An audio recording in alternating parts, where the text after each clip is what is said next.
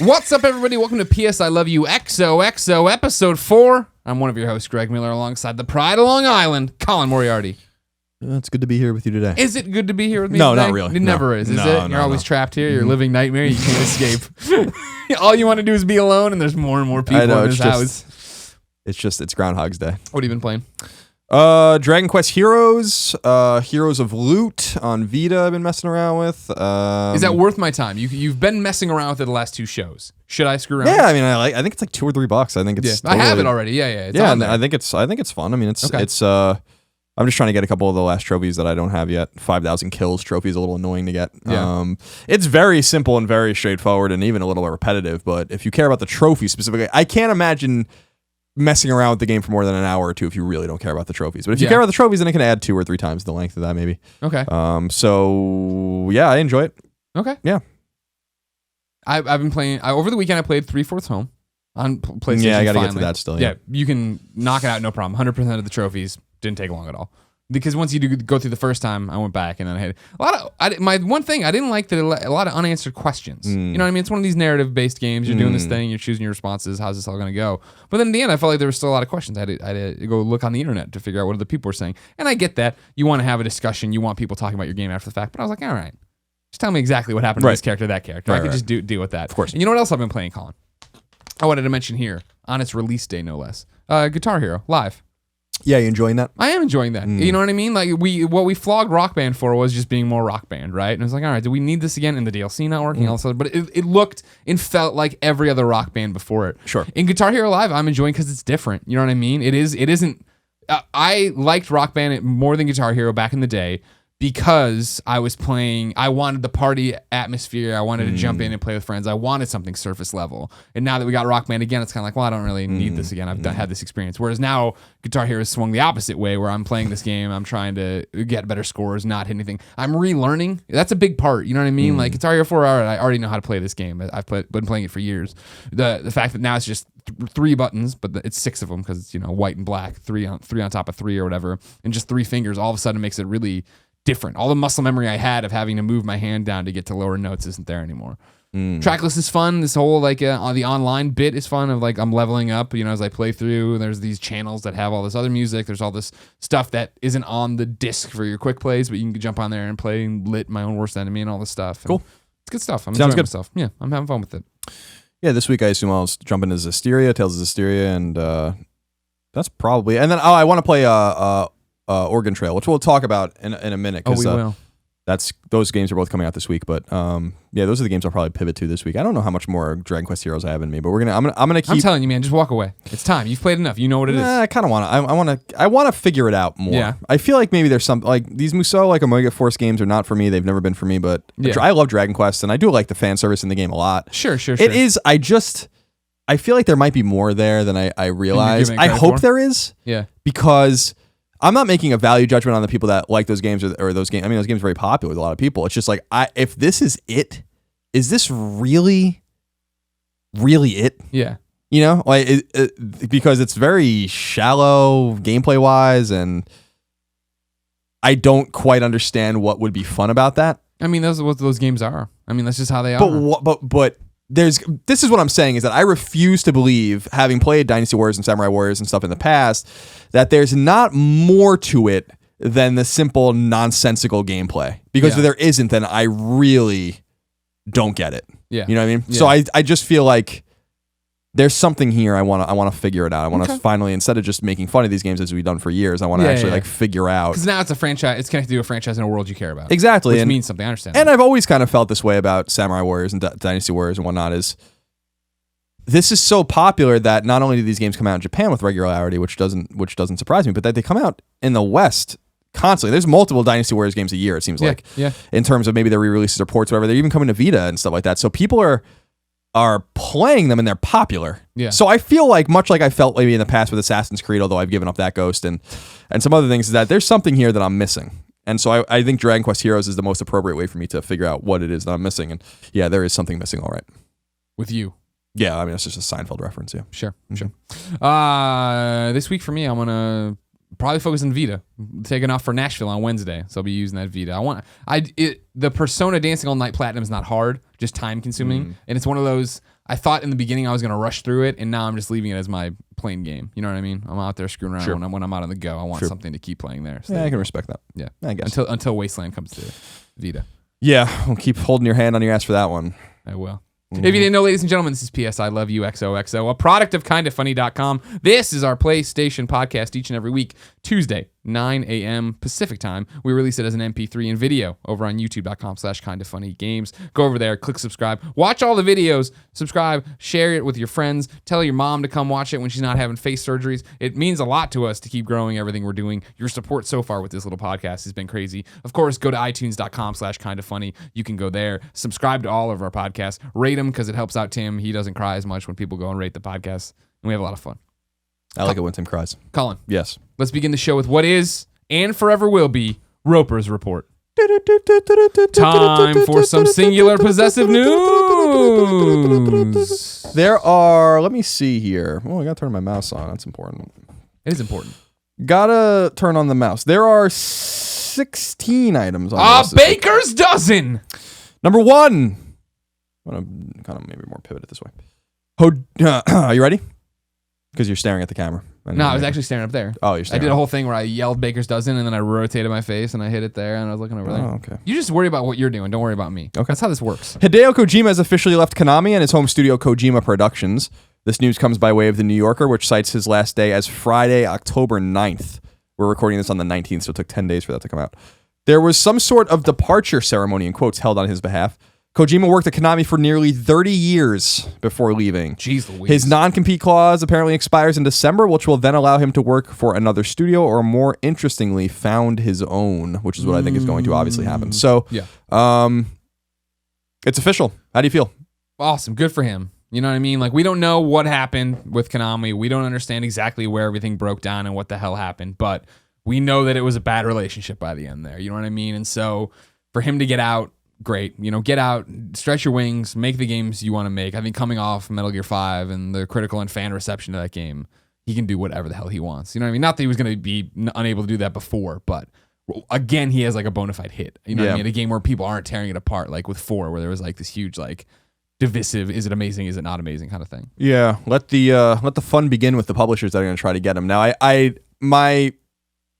being this is a PlayStation podcast, it seems pertinent information. I feel like it would not be that unusual for him to found his own first-party Sony studio, and I bet you that's one of the possibilities, legitimate possibilities for him. Sure. Is that would be a wise investment, I think, for Sony, even though his game might not come out until 2019 or 2020. Yeah. I also think EA, Acti, Ubi are all going to be in on the For game. sure. What he might be able to do, and I don't know why I haven't considered this more, but what he might be able to do as well is he probably has quite a bit of money, but not enough to found his own studio. So he, of all people, could probably find great capital investment from private investors to create an independent studio that will then publish a third-party game and find a publisher later. See, for me, that's what I've always said from the beginning is I think he'll be most inclined to do. Because why would he want to go from, I mean, it's going to be so similar to us in the way of like, I've left this corporation, I made this awesome thing for them, they get to keep it, I can't take it with me, I'll never do that again. I'm going to make things that I own, that I can do what I want with, that I can take with me wherever I go. He's going to make these IPs. He could do that, but you have to assume that his suitors will know his problems with Konami and be like, just do whatever you want. I mean, I really could imagine companies with means, Sony not being a company of great means right now, but still a company that you know has a strong first party, to be like, listen, here's your money. Here, hire who you want, have 100 people at the studio, and just make whatever, and we'll talk. And you know, I mean, I'm sure it'll be more comcomplicated than that, but we can talk. We'll talk in a couple of years. But I don't think they're going to talk about like him keeping the IP. Well, no, he would not be able to keep the IP. Yeah. But he's going to need a publisher. So what you're basically saying is that he would go independent and retain his IP, but he's not going to be able to get his game on Xbox, for instance, and he's not going to be able, like, there's all of this, because like, you know, there's all these problems, although they're getting rectified with ID at Xbox, the publishing problems without a publisher and all these kinds of things. If he wants to get in bed with a publisher to proliferate his game, he's going to have to give up the IP or do all of the funding up front and then find a deep silver or something that will then put out your game at the end, which is possible as well. I just think that he benefits more from the big studio and big publisher structure because those are the games he makes. Sure. So, I mean, like, it's not like but he makes small indie I don't games. think it's beyond the realm of possibility for people to look at him as an insomniac and say, okay, you make the game and you own the IP now and you go do what you want. Yeah, we'll see. We'll see if that's even important to him. I don't know if it's necessarily clear that he cares about the IP. Yeah, we're all totally hypothesizing on that one. because even you assume he would make another Metal Gear or something like that, even if it's not called Metal Gear. Or maybe he has another idea entirely. He had other ideas with Zone of the Enders and stuff, but in his Sun game on DS that I can never remember, or Game Boy. Boktai. I was thinking bok choy. Bok choy. It's a small green vegetable. It's delicious. Delicious vegetable. I'll be interested to see what happens with him. But too. again, as I said, it's all conjecture. My theory is that he would end up in the Sony first party with Activision or something. It's just a theory. But I bet you that people are going to be going to Japan real soon to talk to him. Mm-hmm. Number 2, do you want to play Fallout 4 on Vita? I do. You're in luck. All right. Bethesda tweeted out a picture of Josh Hamrick playing Fallout 4 on Vita via PS4's remote play functionality. This is important because every PlayStation 4 game is. This is why it's important. It's worth noting that Hamrick was also responsible for Destiny's Vita remote play functionality, which people like a lot. So he has experience making big games work on the little handheld. Presumably, Fallout 4 on Vita will utilize the Vita as more than a mirror, toting customized controls, though it remains to be seen how it will work. We'll find out in November. But when I saw that tweet and saw it coming around, did a little bit of research, that's a substantial thing that he's the one doing it. Yeah, he knows what he's doing. Because there are games that recognize when you can connect to the Vita and there are games that don't. Far Cry 4 is always the example. That game was made for PS4 and Xbox One, but it knows when the Vita is connected. When you connect to the Vita and then start the game up and go into the load screen, it shows you a Vita instead of a PS4 controller, for instance. So it knows. Yeah. So Fallout 4 is being optimized for Vita, which I think is great. Yeah. And not being a Twitch game means that it's going to function properly, I think, on Vita, and I'm excited. Sure, VATS will work in its favor for sure. Yeah. That'll be a fun one to do when you're just like looking to explore the wasteland during Sunday football or whatever. Number 3. This is an interesting one, but let's get through the quote, and I'll tell you why I think it's interesting. You can tell me if you agree or disagree.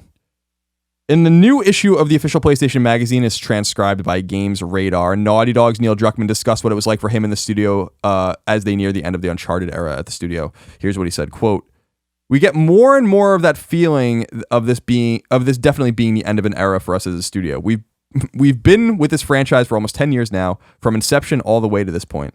Luckily, we don't get too much time to dwell on that feeling because we're so busy, but every once in a while, and there's an ellipsis. So I don't know exactly when. You got choked up. We'll have to waste some tears. Probably not. This is an ellipsis that I put in because I'm not sure where the quote fits into the narrative. Quote, "I remember when Bruce and I came onto the project," he's talking about Uncharted 4. "A few weeks later, we pitched a pretty new story to the team. Kind of a new direction for the project. A lot of things were pretty rough and just slotted in, so there was an ending, but it wasn't as well defined. And at some point, we defined more of the plot thread and a more definitive ending, and we did a second pitch for the team," end quote. I still stand by that this game's not coming out in March. Oh, really? And here's why. Not only that we've known that the game was reworked. It sounds like it was reworked pretty substantially, but they just tweeted out, I think late last week, that Nolan North just finished his mocap. So it's almost November.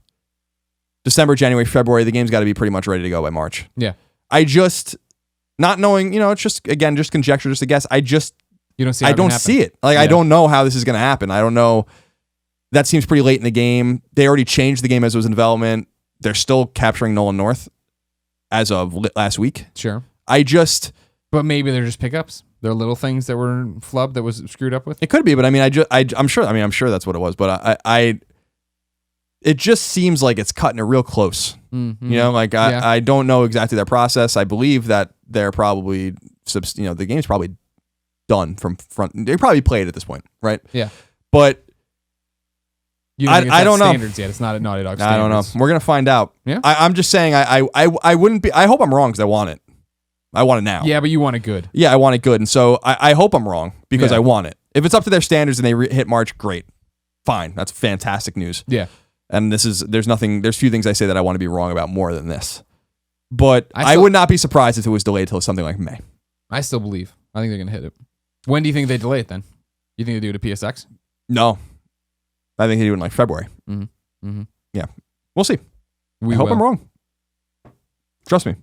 Here's my question. Do you feel this in your balls, or are you just thinking? No, I don't feel it in my balls. I don't feel it in my balls. I just know the experience with The Last of Us, and I also know that Naughty Dog's not going to launch a game that's not up to snuff, and they don't have to launch the game that's not up to snuff. And if they need another 2 months or a month or whatever, they should get it. They're going to get it if they need it. And it just...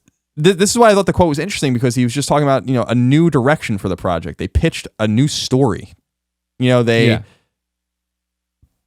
changed everything. This is what we were talking about earlier with it, right? When long ago you and I were making the predictions on the Beyond, right? That we weren't going to see this anytime soon. And people were trying to tell us it was going to be a fall of this year or whatever. This year was that one on? It's all passed away. And I was laying out the timeline of whether or not Amy, left on good circumstances, bad circumstances, however you want to say it. They've talked about how drastically they're changing this game. You know what I mean? You lose all these people, and Neil and Bruce are so creative. They're going to come in with their own ideas, which means everything's different now. All you have to probably get rid of. Yeah, we'll see. We will. Number 4. More Until Dawn news has popped up again coming from PlayStation Lifestyle. The website had a chat with the game's executive producer at Supermassive, Pete Samuels, talking about DLC and VR functionality this time. Last week, we talked about some other stuff they had discussed with Samuels. On the DLC front, Samuels said, quote, "The underlying truths," in quotes, "in the story are pretty sacred. If an expansion of any kind require us to change a truth, then we wouldn't be happy doing it. We get asked a lot for happy ending for one character in particular. We can't see how that could work without breaking some important truths. I'm not ruling out DLC, we just haven't found the right context for it yet," end quote. As for possible PlayStation VR compatibility, he said, quote, "PlayStation VR cropped up in a conversation a few times during development, but no, we don't expect that there will be an edition of the Until Dawn story to be played in VR anytime soon," end quote. What do you make of this? Because I feel like the DLC is not going to happen. I feel like they would already had a plan for that. You don't want to what are you going to release DLC in April or May? I mean, the game's going to be dead by then. Yeah. VR is a little disappointing, although the perspective of the game prohibits VR. We often forget that. I mean, you could have a third-person VR game, but that doesn't really make any sense. What's the point? Then you're just in the game, but still looking at the character as opposed to being the perspective of the character. Until Dawn, at first blush, would be a great VR game, except for that they would have to change the perspective of the game, which means you would have to zoom in, and it might not look right. And all these kinds of things. So, not a huge the argument surprise. I'm making with all these VR games, right, is that it just doesn't make sense. Like that, no, you can't shoehorn VR in. You have to build from the ground up. If you want any of this to be a success, you want it to take off, you want it to matter to people, you can't go and take the game that's already out, already working the way it should be working, and then be like, all right, now your head's the stick. That's stupid. That's not what I want out of VR. I don't want head to be a stick. No, me neither. Number 5. We've talked a lot about this a lot on Colin and Greg Live, but we'll discuss it here as well. Amidst a lot of furor and controversy over WB's and Rocksteady's season pass for Batman Arkham Knight, the studio and publisher have revealed its remaining plans for the $40 season pass, in addition to what has already been launched.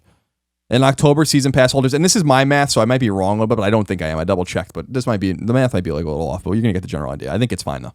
In October, season pass holders will get 3 skins, 2 Batmobile tracks, 6 new AR challenges, and some new AR related updates, including a new difficulty setting.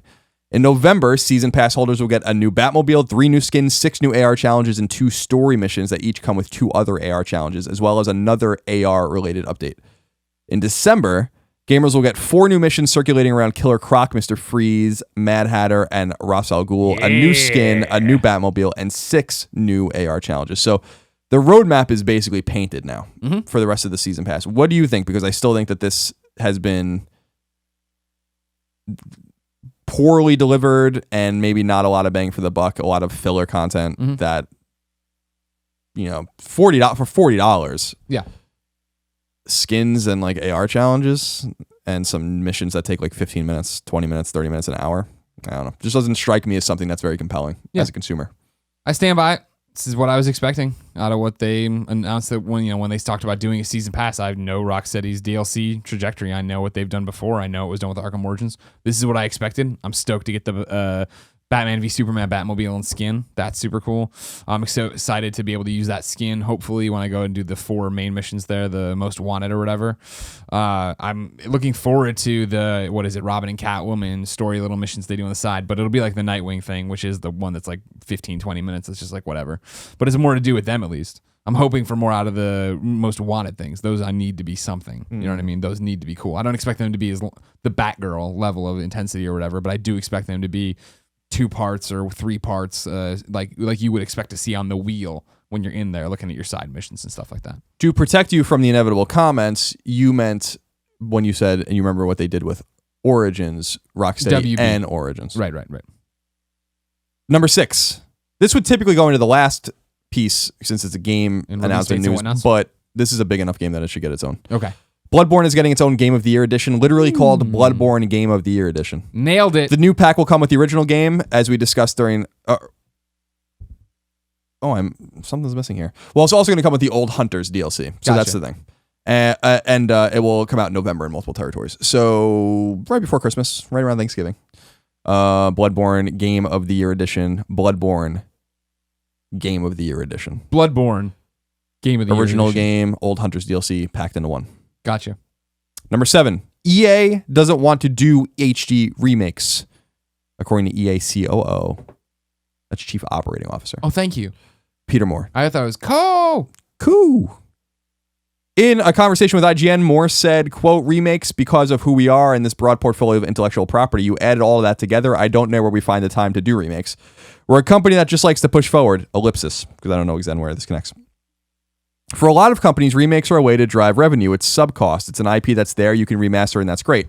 We don't do that here. I don't think that's ever been in our culture, end quote. Moore also had this to say about backwards compatibility, which is unrelated, but I thought interesting, quote. In the old days, backwards compatibility was to convince your mom to buy the new console, not that you were ever going to use it. Once you got it, those things went in the drawer or on eBay. Yeah. So we'll talk about that first. I always felt like the backwards compatibility argument way overblown. Yeah. It's a check mark. On yeah, but thing. people speak about it like it's the be all end all, and I think that they have to understand they're in a vast minority. People do not buy new consoles to play old games. That is a checkbox and a compelling thing, especially very early on. For instance, playing God of War 2, which was a post PS3 game. On your PS3, even though it's a PS2 game, the big deal nice. for it always, right, is the fact that you can then say to your mom, sure, there's this library. You can also trade in your console. Say it to your mom. Have to worry about it. Say it to your mom. Don't say anything to my mom. I'm gonna say whatever I want to Betty Ann. Leave her alone. Betty Ann, you listen to this podcast yet? As far as the remakes, the one thing that bothered me about this, and this is a direct quote from IGN, Moore talks about remakes, but then he uses the word remaster. They're two different things. Yeah. A remaster is like Dishonored. Yep. Shadow of the Colossus. Exactly. A remake is a remake. So what he's Resident Evil saying. remake. So I think that he's even conflating the words, and these are two words that are Peter Moore being a friend of the show and obviously smart man who's been in the industry for a long time. He knows exactly what he's talking about. But I think he just during the conversation got a little muddled because a remake and a remaster, two different things. Yeah. If they don't want to do remakes, I respect that. That I agree is a waste of time, typically. Take a talented studio, have them remake a game shot for shot that's already been done. I mean, he says, where do we find the time to do remakes? Well, you don't do them internally. You do them, you pay other people. Well, that's remastering. Oh, right. So what I'm saying is like the remake, you don't where do you find the time to do remakes? Okay, you want to do them internally, you don't have time, that's fine. But let's not conflate the remaster and the remake, because I still say it's confounding and confusing that EA hasn't remastered and re-released Mass Effect on the new consoles, and I still don't believe that they're not going to. So I wonder, I think that's ridiculous. Why wouldn't you? Yeah. But they didn't re-release Dragon Age and Dragon Age 2 before Inquisition, although no one cares about those games in comparison to Mass Effect's fandom, right? Dragon Age is a popular series with some people that is not Mass Effect by any stretch of the imagination. They seem like it is leaving money on the table, but it also just makes sense, especially if you want Andromeda to connect to the old trilogy, which they should in some way. That's my whole theory. This is the egg you're trying to hatch over here. Yeah, that's my whole theory, is that you'll end up back in the Milky Way and some time-bending, weird fucking shit going on at the end of that trilogy, but assuming it's a trilogy. And it probably will be. So I respect what he's saying here. They do make new games, and we'll have more about them because IGN had quite a few conversations with people at EA, and they said a lot of interesting things. But why not just re-release Mass Effect? Like I respect that you don't want the Sleeping Dogs or the Tomb Raider Definitive Edition, like all this stuff that's just pooped out for no real reason, but there's context needed here. And we haven't had the original Mass Effect game by the time Andromeda comes out would have been almost 10 years old. So I'm not a huge supporter of remasters, but this remaster makes a lot of sense to me. And I 100% believe it's going to happen. This is back though to the Tammy, Timmy, Tommy situation with the Fallouts. It's like, where do you release this now where these three giant RPGs don't eat into Mass Effect Andromeda? Summer. And they don't, the upcoming was coming, we're still saying it's coming on fall, right? Yeah. That's not enough time. I think it's plenty of time. July, August, release the game. This is literally the argument for Fallout that we're having then. I'm just like, I think you lose people. I think right now, it's kind of like the way we're all in this fever pitch frenzy for Fallout 4 right now. That's all any of us want to play. You know what I mean? What's going on over here? What's going on behind me? What I'm trying to see my shorts. Stop it! Just stop it! Just stop. Because they're bothering me a little bit. Stop it. You don't want people to people are so freaking out about Fallout because they haven't had a Fallout in a while, and I don't think you want to that fire. You want to keep stoking, and I think just having a new Mass Effect that's all great and it's amazing and it's done all these things. And I think it also, even though you're playing to the hypothetical future that they tie back into it, they're going to have to try to stress the message that it doesn't, that it is its own thing too. Yeah, and it's important, but I don't think that Fallout and Mass Effect are comparable. Fallout's a world and Mass Effect's a story. So it's not to say Fallout doesn't have stories, it's to say that you have no reason to play Fallout 3 or New Vegas to understand Fallout 4's story. There's no reason. You know, it's in a totally different place with totally different characters. But that's what they want you to feel about this one too. Maybe.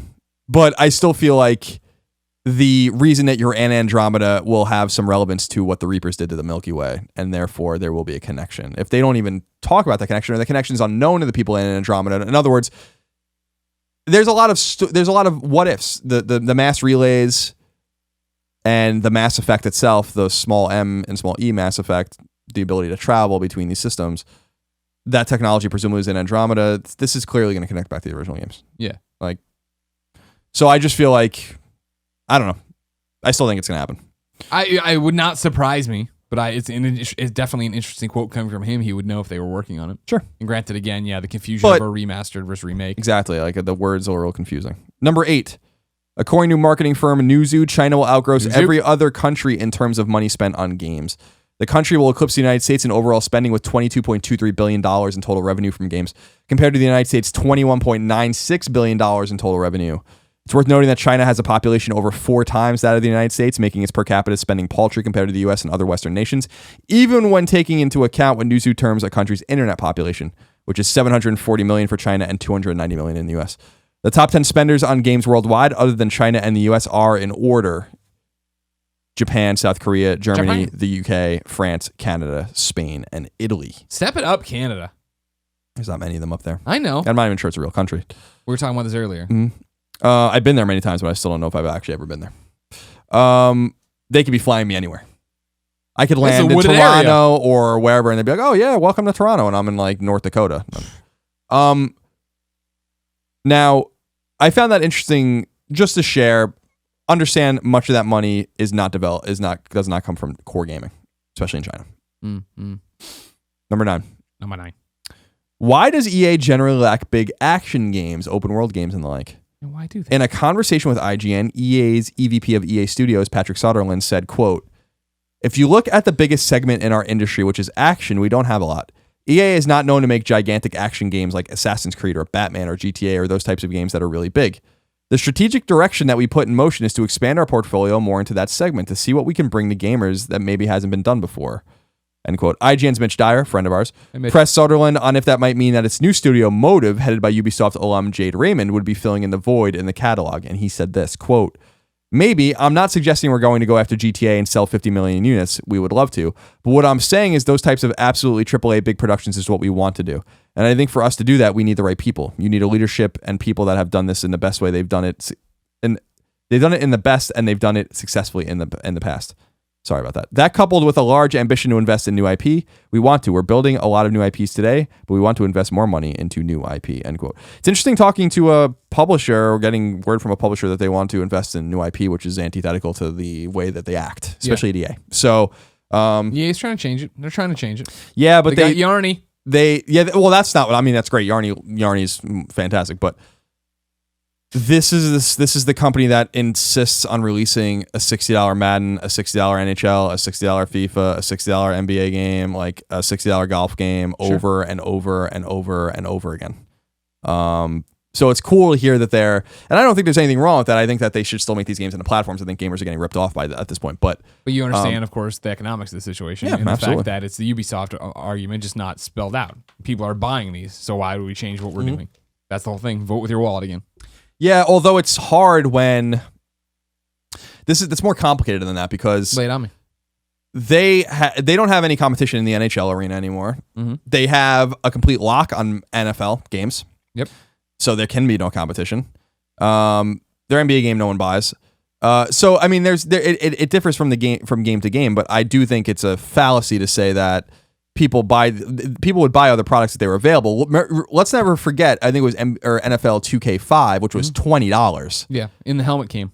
And Sega did very well with that.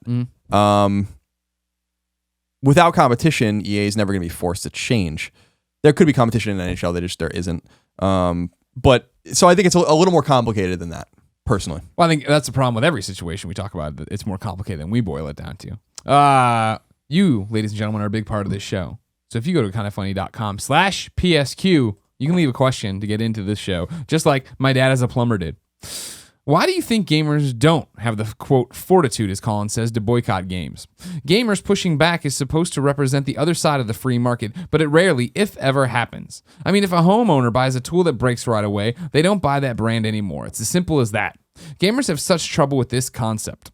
My theory is that the hardcore gaming audience tends to self-select for people that get enthusiastic and hyped very easily, and somehow a flashy trailer seems to erase all the hate and bile gamers were spewing just a short time ago. What do you think? I think this is a perfect question to go into this one if it's a more complicated situation than not. I think the majority of it, when you talk about the fortitude to skip out on Mass Effect, you hated Mass Effect 3's ending, but you're still super excited about Andromeda. You're gonna buy Andromeda. You don't have the fortitude to do it. Is the fact that I think we all exist in a world of hyperbole, where I hated the end of Mass Effect 3. It was you didn't like it. You know what I mean? It wasn't what you wanted to see, but it didn't ruin the experience for you. But you went online and you yelled at people and you acted like an asshole, and a bunch of your asshole friends did the same thing, and yelled at a bunch of developers and people trying to make the game, and made them feel like shit because you didn't think about how many fucking hours of their lives went into it, taking them away from their family and putting their vision onto this disc to make for it. But in reality, your hate wasn't real hate. It isn't like when people fucking... It came off like it, though. Sure. And that's the thing, is what I'm saying. Maybe that's the bad example. But I'm saying, like, in terms of the people who were so mad about Mass Effect 3 but still going to buy Andromeda, it's because they didn't really hate the end. Well, we all do that. We all talk in platitudes and boil things down a little too simply. I loved this. I liked this. Yep. Like, well, do you really love it? Do you really even like it? We struggle with that. And so I think that... it is difficult. It is funny as hell with Mass Effect Andromeda, because I knew in my heart, even back when people were bitching and whining and moaning about Mass Effect 3's ending, which was fine, by the way, it was a fine ending, that EA doesn't care. They're just going to wait you out. They're going to make another Mass Effect game in the future, inevitably, and you're going to go buy it. Right. And that's all they care about. Period. So it's funny the way it all works out. If we had a little more, like I say, testicular fortitude, we would be able to collectively change more things in this industry, but we do not have the testicular fortitude, mostly because we ourselves don't have it, and also because we have to realize that when we talk about games and we talk about how Mass Effect 3's ending was bad, blah, blah, blah, or like whatever it is, it's like you're not speaking for the vast majority of people that play the game. Small minority people are talking. Most of the people that played Mass Effect 3 not only liked the ending, most of the people that played Mass Effect 3 undoubtedly had no idea that this argument was even raging at all, and if they did, they wouldn't care. Sure. So now, I apply that same argument to the sports games. I was talking last night on the Rooster Teeth Entertainment System show, and it's a conversation you and I have had both on camera and off camera about the DLC arguments, right? I feel the argument we're talking right now in terms of sports, the sports argument of like, well, EA keeps putting these games out, but it's not as simple as, there's no competition, there's other things happening. I think it is the same boat as DLC, where I think the people who aren't affected by these decisions are the ones who have a lot to say about it, and then in the end, they don't matter because they're not even part of the economics of the situation. I think Colin hates the Batman DLC and like how it was set up and all these different things. I bought it and I'm fine with it. You know what I mean? And like, where does that balance out? Same thing with sports games. We can get all up these games' asses about it. And like, I guess NHL you do play. Madden I play too. And it's like, but we also get those copies for free as part of reviews and all these different things. There's plenty of people going out and putting down their $60 and saying, yeah, great. I want this, and I want the better physics engine, and this, that, and the other, and this thing. It's not just a roster update. If those people, if your core audience was affected, if I didn't want the Batman DLC I was getting, or thought that I'd be getting, what I'm getting, if I was buying Madden every year and I was unhappy with Madden every year, if I withdrew my money, if the core people, if the actual audience withdrew their money, that'd be things. But there's the actual audience, and then there's a peanut gallery surrounding it, and I think that's the problem. Yeah, I think that there's a point to be made there as well. Again, I think it's a little bit apples to oranges. I think the Batman Arkham Knight thing did create a huge stir. Madden games don't, but it was a huge stir in our echo chamber. Yeah, in our echo chamber, but this is a, how do I word this? Mass Effect 3's ending wasn't a big deal to normal everyday people, I think, that were reading or writing on websites. I don't think it was. I think it was a small thing that happened on BioWare's forums and blah blah blah, and it got blown out of proportion. I think the Arkham Knight thing started the second that they announced the Arkham Knight DLC before anyone even played it, and to the point where they have to actually reveal all the things that are going on. So again, I think I don't think you're necessarily wrong. I just think it's a case by case basis. I think that people buy Madden because they have no choice. You know, I think they buy Madden because they like Madden. I think they like Madden too, but they have no choice. They have no choice. There's no choice. They either don't buy Madden or they buy Madden. There's no other choice. But that's a choice. No, there's not a choice. Every year it's a roster update, so I'm not going to buy it. I mean, that's not a choice. The point is that there could be a game X, game Y, game Z, and one of these games would have to change. But like when there's no competition in the market, there's no reason to. This is why I have a huge problem with like IP monopoly and stuff like that. I think that this is a huge problem. The NFL does this. Mm-hmm. They do it with Madden. They do it with fucking DirecTV. They do it with everything, and there's no choice. You know, the only difference is the people that are beholden to DirecTV to watch football are suing them. You know, because the monopoly is all fucked up. So I do think that there's it's a little different. I'm looking at my email because MPDs just came through. Okay. So we're gonna have a pivot. Yeah. Pivot. Or is this topic of the week? No, this isn't topic of the week. I mean, topic of the show. This isn't topic of the show either. Is it Tots? No, it's not. I wrote Tots. It's different. All right, so September's sales. This is from 8/30 through 10/3. So August 30th through October 3rd. And these surprise me. Ooh. Top selling game number 1, NBA 2K16. Interesting. PS4, Xbox One, 360, PS3 in that order. Remember, if you read MPDs in parentheses next to every game, there'll be the platforms that is in the order of the platforms sold. So PS4 was the best selling one. Number 2, Madden NFL 16. PS4, Xbox One, 360, PS3. Number 3, Metal Gear Solid 5, The Phantom Pain. Can we interject while we go? Or do you want to get the numbers? I find the Madden one interesting because you and I were talking about like what we keep talking right now about Assassin's Creed, Halo. Where are the hype for these games? I thought the same thing about Madden this year. Where was the hype? I didn't see anybody talking about Madden. I didn't see that many commercials for Madden. It's an interesting number. It is. I'm interested that Metal Gear is not number 1. Metal Gear is number 3, and Metal Gear was counted the entire release of Metal Gear for the first month, based on the dates. Metal Gear Solid 5, The Phantom Pain, PS4, Xbox One, PS3, 360. FIFA 16 is number 4, PS4, Xbox One, 360, PS3. Destiny, The Taken King is number 5. That's Xbox One, PS4, 360, PS3. Number 6, Super Mario Maker on Wii U. Wahoo. Number 7, Disney Infinity 3.0 on 360, Wii U, Xbox One, PS4, PS3. Mad Max, number 8. Congratulations to them. PS4 and Xbox One. Number 9, NHL 16, Xbox One, PS4, 360, PS3. And number 10, Minecraft, which almost got bounced, but not quite. No, holding on. Won't let go. It will probably be bounced out now. Well, maybe not, though, because of the holidays. 360, PS3, Xbox One, PS4. Where's that Vita? We'll just look real quick to see. Overall, this is what they say. Liam Callahan from the MPD group. Quote, leading up to the fourth quarter, year-to-date spending across hardware, new physical software, and accessories is relatively flat, down by a slight 1%, with a strong lineup of software releases, a PS4 price drop, and compelling hardware bundles, as well as new players in the interactive gaming toy space. I am expecting a positive 2015 holiday season. Quote, despite the 20% increase in accessory sales, I don't care about that. Hardware, quote, as an indication of positive momentum heading into the fourth quarter, the majority of hardware platforms increased their sales from August 2015 to September 2015 when comparing sales on a per week basis. All 8th generation console experienced double-digit growth when compared sales on a per week basis rather. Quote, after 23 months on the market, combined PS4 and Xbox One sales are 40% higher than the combined 23-month totals for PS3 and 360, so they're still beating them. Wow. Software. Nothing too interesting here. So that's it. MPD. Okay. What do you take away? Biggest story is Metal Gear? Yeah. I think that is the biggest story. Yeah. Metal Gear, I'm sure, did very well. Of course. But it really does show you the. I was excited to see the MPD group because I thought for sure, counting the entire cycle of Metal Gear's first month, that it would obviously be number 1. I don't even know that both those games were out the entire cycle either. So actually, they weren't. NBA, no. So that's incredible to me. That game is fucking huge. Yeah. I mean, basketball's huge. All right, next story. Story proper. Where's the window? Story proper. There it is. Roper's Report Prime. Number 10 is You Play Dead. Oh, God, I hope so. One can only hope, but it may just be replaced by something else. Oh, jeez. Ubisoft has introduced via a video Ubisoft Club. a rewards program, as reported by Polygon, that will launch later this year. According to Polygon, quote, the club is a cross-platform service that offers players the chance to earn experience badges and Ubisoft's unit currency while playing the publisher's games, like access to betas as well as Ubisoft store discounts, end quote. As Polygon points out, the trailer was uploaded from Uplay's YouTube account. What could it mean? Why does Uplay need a YouTube account? Get out of here. Everybody hates you, Uplay. I know, everyone's going to hate this too.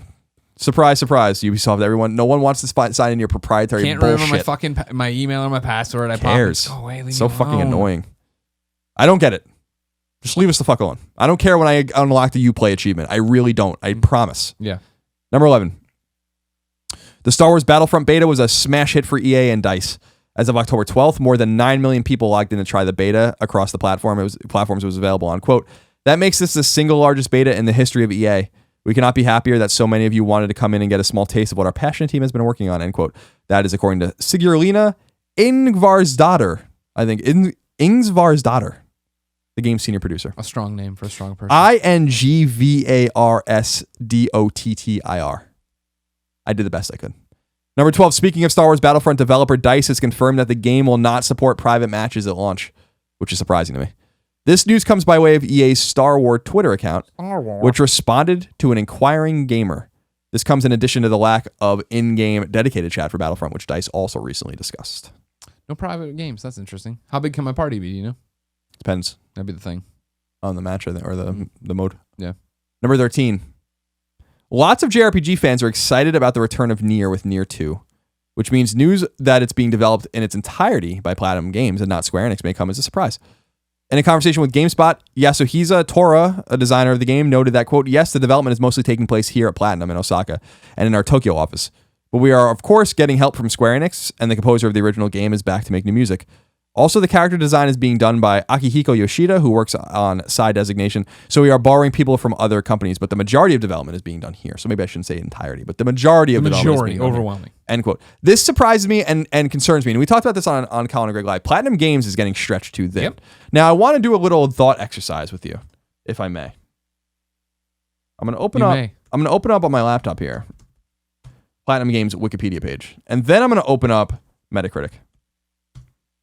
And then you're going to open up your bank account. So Mad World, let's start with Mad World and Bayonetta, right? The first two games. Mad World, are you fucking kidding me? An iOS game? No, that's not what I'm looking for, obviously. Really? P.S. I love you, XOXO. Mad World Metacritic Wii. There we go. PlayStation 4. All right, so Mad World's Metacritic is an 81. Okay. Oh, it's because I didn't intercap it. Bayonetta seems low for Mad World. Is, let's see, a 90. Okay. Vanquish, we're going up. My favorite one, is an 84. Anarchy Reigns, 73. Or 71, depending on the platform. Revengeance, 80, between 82 and 83. The Wonderful 101. We're back on the upswing here, Carl. 78. Oh. Bayonetta 2. Upswing big time. 91. Yeah. The Legend of Korra. Uh-oh. 62 and 67. Ooh. Transformers Devastation. 74 and 76. So what you have here, the last two games they've released are amongst their lowest rated games. Cumulatively. Not saying they're good or bad. That's just a cumulative algorithmic approach that Metacritic takes. Now, they're developing Project Guard still for Wii U, Star Fox Zero, Scalebound, and Nier, with what was last reported about a year ago is 171 employees. Let's say they scale up to 200. We've talked about this before on Colin and Greg. They're doing way too much for a studio that size in my mind. Here's a question. And I'm concerned for them because their last two games, down. Here's my thing, though. Listening to those Metacritic, and again, it's just Metacritic. It's a combination. Were they ever great? Was it that Vanquish was a standout that, did they get lucky in a couple of these games? You know what I mean? That's the question. You look back, I thought Mad World would have been higher than 82 on Metacritic. You know what I mean? I remember Mad World being a thing. Now, granted, it was because we people were desperate for a thing, but I remember everyone being stoked for that. And I guess then Vanquish, and then, yeah, sure. Yeah, Vanquish is awesome. Anarchy Reigns, no good. Yeah. It was fine. I don't, again, platitudes. It was fine. Wonderful 101, I thought would be better than a 78. Bayonetta 2, obviously people loved. The Legend of Korra, people didn't like. Transformers, doesn't seem like people like that much. Project Guard, I don't really know anything about. Star Fox Zero looks bad. Yeah. I don't know if it's going to be any good, but it looks like shit. Yeah. Your assumption is that it might not score extremely well. We'll see. Agreed. Scalebound certainly didn't run well when we saw it running at whatever the fuck it was, but it's very early. Nier, I don't know. What I'm saying is that they're doing too many games. Yeah. This is striking me as what I'm going to now term and coin the Telltale Games syndrome. Okay. Where you take on way too many games. But I don't think that one holds water. Because you don't like the Telltale engine, sure. It's the game still have Does anyone like running. Telltale's engine? Yeah, a lot of people who buy those games. They like Telltale's engine? Too. Yeah. The ones that like eat your saves and run at like 10 frames a second on Vita and all that kind of stuff? Yeah. They like those engines. Yeah, exactly.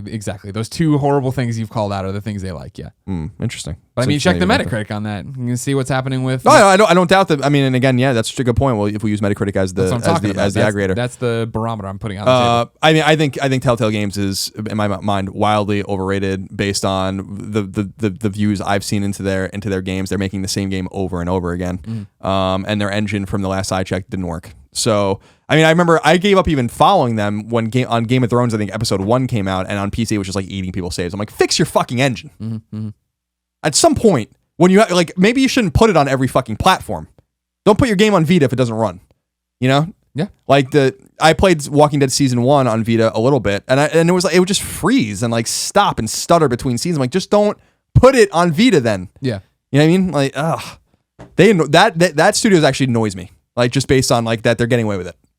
You know? Yeah. Like I don't get it. I don't get it. People should have a better expectation. Like make your game, but make your game that works. You know what I mean? Like that's not a unreasonable thing to say. Like when people are getting their saves eaten, it's unacceptable.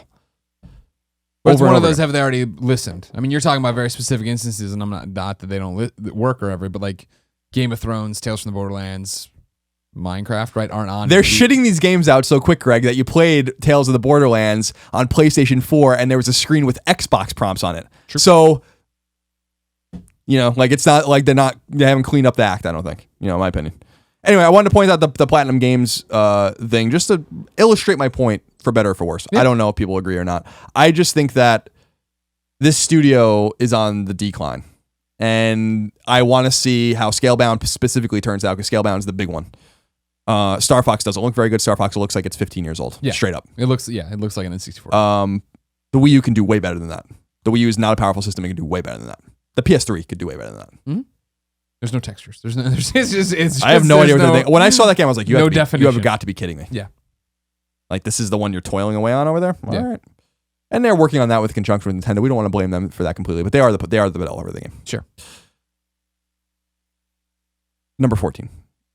Witcher 3 has been such a runaway success that it's still surprising those at developer CD Projekt Red. In a conversation with MCV, visual effects artist Jose Teixeira said, quote, "We are still amazed at how many people played The Witcher 3 because it's a game style that is usually reserved for hardcore audiences. People actually loved it, especially more in the casual audience, which we were really impressed with. Ellipsis. If anything, The Witcher 3 proved the point that players are more interested in longer games. Now, especially you hear so many people talking about how the AAA games industry is there and nobody wants to experience that experience anymore. And here you go. A nice, well-written single-player experience. There's no multiplayer. There's no microtransactions. You get a game, you play the game, and you enjoy the game, and it's a great success," end quote. I liked that quote and just wanted to share with people. I have nothing else to really say about it. I don't know if you do, but... I don't. But you know who does, Colin? Morris, 9. He went to kindoffunny.com/PSQ and says, "Greetings, Colin and Greg. Greetings. At the release of The Witcher 3, I was overwhelmed by the dense game world and the number of objectives to complete. This led to me putting the game down until recently. I gave the game a second chance and discovered how great it is. I was wondering if you guys have ever given up on a game only to rediscover its potential later. If so, what game and what was the reason for giving up and trying a second time? Thanks, Michael. P.S. I think I love you, so what am I afraid of?" I don't know. What's your example? I don't know. I've been thinking about it for a while in terms of like, I feel like it's always, I don't know. I don't have a good one of like, I put it down. I was like, oh, this isn't, this doesn't work for me.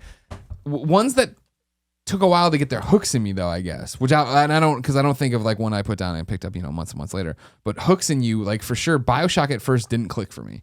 Like I remember playing Bioshock and be like, everybody loves this, but why? And I playing the beginning, I don't really, and then eventually it was like, okay, here now I'm in it now. You know what I mean? I think it was literally one of those where I went to bed and woke up the next day and enjoyed it. Whereas the first time I was like, what's happening? But that was also a thing of expectations. People had already been saying, Charles had already reviewed it. People were already talking about how amazing this game was. And so when you sit down with that hanging over your head, Uncharted 3 syndrome, you got to start looking for it. And it is. It is amazing. Yeah, it's a great game. One of the greats. I don't know. I mean, there are games that I've gone back to much later, for better or for worse. I will say that to the conversation earlier in the podcast, that Dragon Quest Heroes is one of those games that, not necessarily that I'm walking away from and going back later, but I'm trying to give a fair shake now so that I do not have that situation. Sure. So I just know that it's not for me and I can move on with my fucking life. As opposed to having this like lingering doubt in the back of my head. Give it enough time. So I mean, like, what is an example of a game that I went back to later? I don't know. I mean, I don't know. Yeah,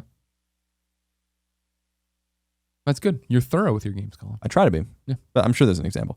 Developing news. Jeff Grubb over at VentureBeat confirms that PlayStation 4 has outsold Xbox One in September. That MPD talks about software and hardware sales cumulatively, but does not often talk about what's going on with hardware. That's up to the publishers to release that information. He writes, Sony's winning streak continued last month. The company has confirmed that the PlayStation 4 outsold its Xbox One and Wii U competition in the US last month. According to data from industry tracking firm the NPD Group, PS4 has now outsold Xbox One every month in 2015 except for April, and Sony is looking to maintain that momentum as we head into the holidays. Sony's statement says, quote, as we kick off the holiday season, we would like to take a moment to thank fans for making PlayStation 4 the best-selling console and number one in software sales in September. PlayStation 4 was the number one console for NBA 2K16, Madden NFL 16, Metal Gear Solid 5, The Phantom Pain, and FIFA 16, including the highly successful limited edition console bundle. PS4 also led retail sales for Destiny: The Taken King. Wait, what? Including the highly successful limited edition console bundle. Okay, so that's interesting. That's why Xbox One won. Over at PS4 on Destiny, Taken King, is because it doesn't include the bundle. Gotcha. If you include the bundle, PS4 wins. The quote continues, it was also a very strong month for PlayStation Network, with September being the highest grossing month in PlayStation Store history. Damn. From PlayStation exclusives like the recently launched Uncharted collection to partnerships with Call of Duty, Black Ops 3, and Star Wars Battlefront, we are committed to our community, blah, blah, blah. And that one, the PSN, that's got to be Taken King, right? That's huge. Whatever it is, yeah, presumably, and that's fucking huge. Yeah. PSN is, the PSN as we know it is, oh God, 9 years old in November. So that's a significant amount of time. And it seems like they are doing very well. Yeah, because you remember when they were talking about sales for the PSN, when they put those up, it was Destiny and then it was Metal Gear. Right. Yeah. Number 15. Number 15, everybody, getting close. Guillermo del Toro is still mad about Konami's cancellation of Silent Hill. It's a project he was undertaking with Hideo Kojima, which we talked about at the beginning of the show. Talking with the website Bloody Disgusting, which focuses on horror. Nah. Here's what del Toro had to say, quote, we had a great experience and had great story sessions with hundreds upon hundreds of designs. Some of the stuff that we were designing for Silent Hills I've seen in games that came after, like The Last of Us, which makes me think we were not wrong. We were going in the right direction. The thing with Kojima and Silent Hills is that I thought we could do some really remarkable, we could do a really remarkable game and really go for the jugular, ellipsis. We were hoping to actually create some sort of panic with some of the devices we were talking about, and it really is a shame that it's not happening. When you ask me how things operate, that makes no fucking sense at all. That game is not happening. It makes no fucking sense at all. That game is not happening. Makes no fucking sense at all. End quote. I agree. I'm over it at this point. I know we're all over it, but it's still like, you know, it's you figure for this game in terms of FaceTime and namesake, right? The Kojima and Guillermo are two sides of the same coin. And so in the absence of Kojima being able to say anything, anytime somebody who's this connected to is able to talk about it, whether it's him or Reedus, you want to hear something. And I mean, fans feel hung out to dry on that one because they were so excited for it. You know what I mean? That was such a great demo. PT was awesome. And what that would have ended up being in the real game, who knows? But based on that, I would have loved to have seen it. You know what I mean? Yeah. Well, we won't. Well, you may not Silent Hills. Maybe though they come together and make a horror movie. We'll find out. Game. Number 16. As always, we'll end with some game announcements and release date information. Role-playing game The Witch and the 100 Night Revival Edition will come to PS4 on March 1st. That came to PS3 about a couple years ago. Dino Dini's, or Dino Dini's, I don't know, Kickoff Revival will come to PlayStation 4 and PS Vita in 2016. Multiplayer sandbox game Astrea Estrella, I think it is. Astrea. I wish it was Estrella. There's like a question mark there. Will come to PS4 in early 2016. Action RPG Divinity Original Sin Enhanced Edition comes to PS4 on October 27th. Styx Master of Shadows is getting a sequel and will launch in 2016.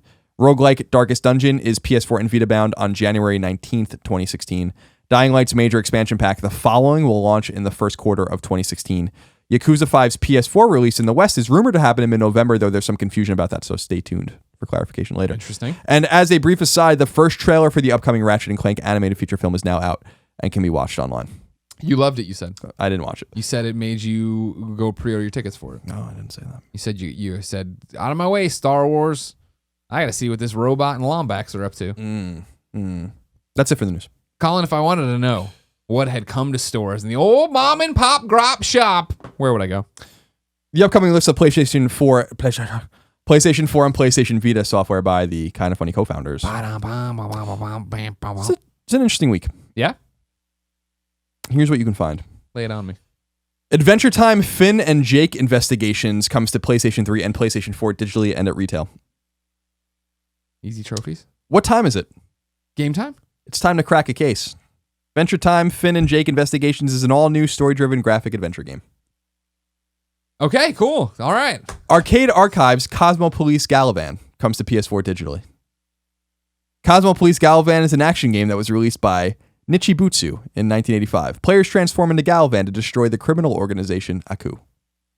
All right. Assassin's Creed Syndicate comes to PlayStation 4 digitally and at retail, and this is a Friday release. The game you forgot about. I feel that's the collective you. I feel like no one cares about that's this the game. Collective you. Yeah. Yes. London 1868. The Industrial Revolution unleashes an age of invention, transforming the lives of millions with technologies once thought impossible.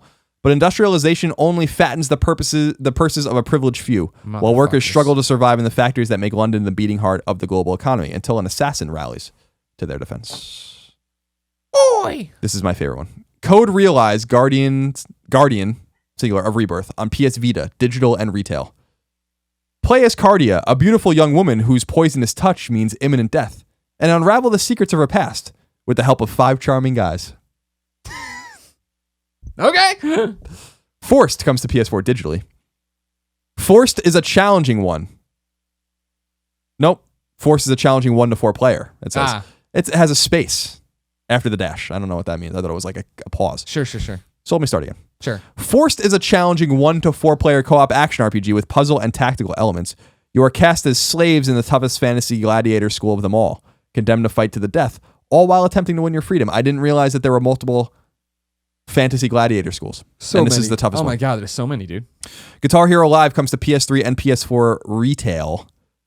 It says 1 game, 2 ways to play. The first mode, Guitar Hero Live, lets you rock real, reactive, live action crowds and delivers the full emotional roller coaster of being on stage, which I doubt. The second mode, GHTV, is the world's first playable music video network that lets you play along to official music videos and compete against friends. That sounds fun. It is. It's funny that this is retail only. It cannot be digital. Yeah. Never thought of that. Hasbro Family Fun Pack comes to PS4 digitally and retail. Hasbro Family Fun Pack is a brand new compilation of endless fun. Is it really? I feel like I've played 8 million Hasbro Family Fun Packs. Have you ever run out of fun with them, though? No. Thank you. Family game nights have been reinvented, providing hours of entertainment with 4 classic titles. I don't know. Monopoly Plus is the picture shown. I don't know. Okay. Just Dance 2016 comes to PS3 and PS4 digitally and retail. No camera, no problem. No additional hardware is required. Download the Just Dance controller app to your iOS or Android device to turn your smartphone into a controller to play up to 6 players. So additional hardware is actually required. Oregon Trail Complete Edition, which I'm excited about, and I think you are too, comes to PS4 and Vita digital cross-buy. Oregon Trail is a retro zombie survival game. Travel westward in a station wagon with 4 of your friends, scavenging for supplies and fending off the undead. I do wish it was just Oregon Trail. Well, that's what I told you. When I woke up on Sunday and I went and looked at it, I got really excited. I was like, oh, Oregon Trail is coming to Vita? Yeah. And then I read it more closely. Yeah. And it was not Oregon Trail. It is Oregon, Organ Trail. Zombies and stuff. iOS game. Overlord Fellowship of Evil comes to PS4 digitally. It says step into the warped fantasy world of Overlord Fellowship of Evil, the dark and twisted action RPG filled with the series' signature black humor. Oh. I didn't know that it had a signature black humor. Me neither. Pocket Gods versus Desert Ashes comes to PS4 and PS Vita, and I like Desert Ashes.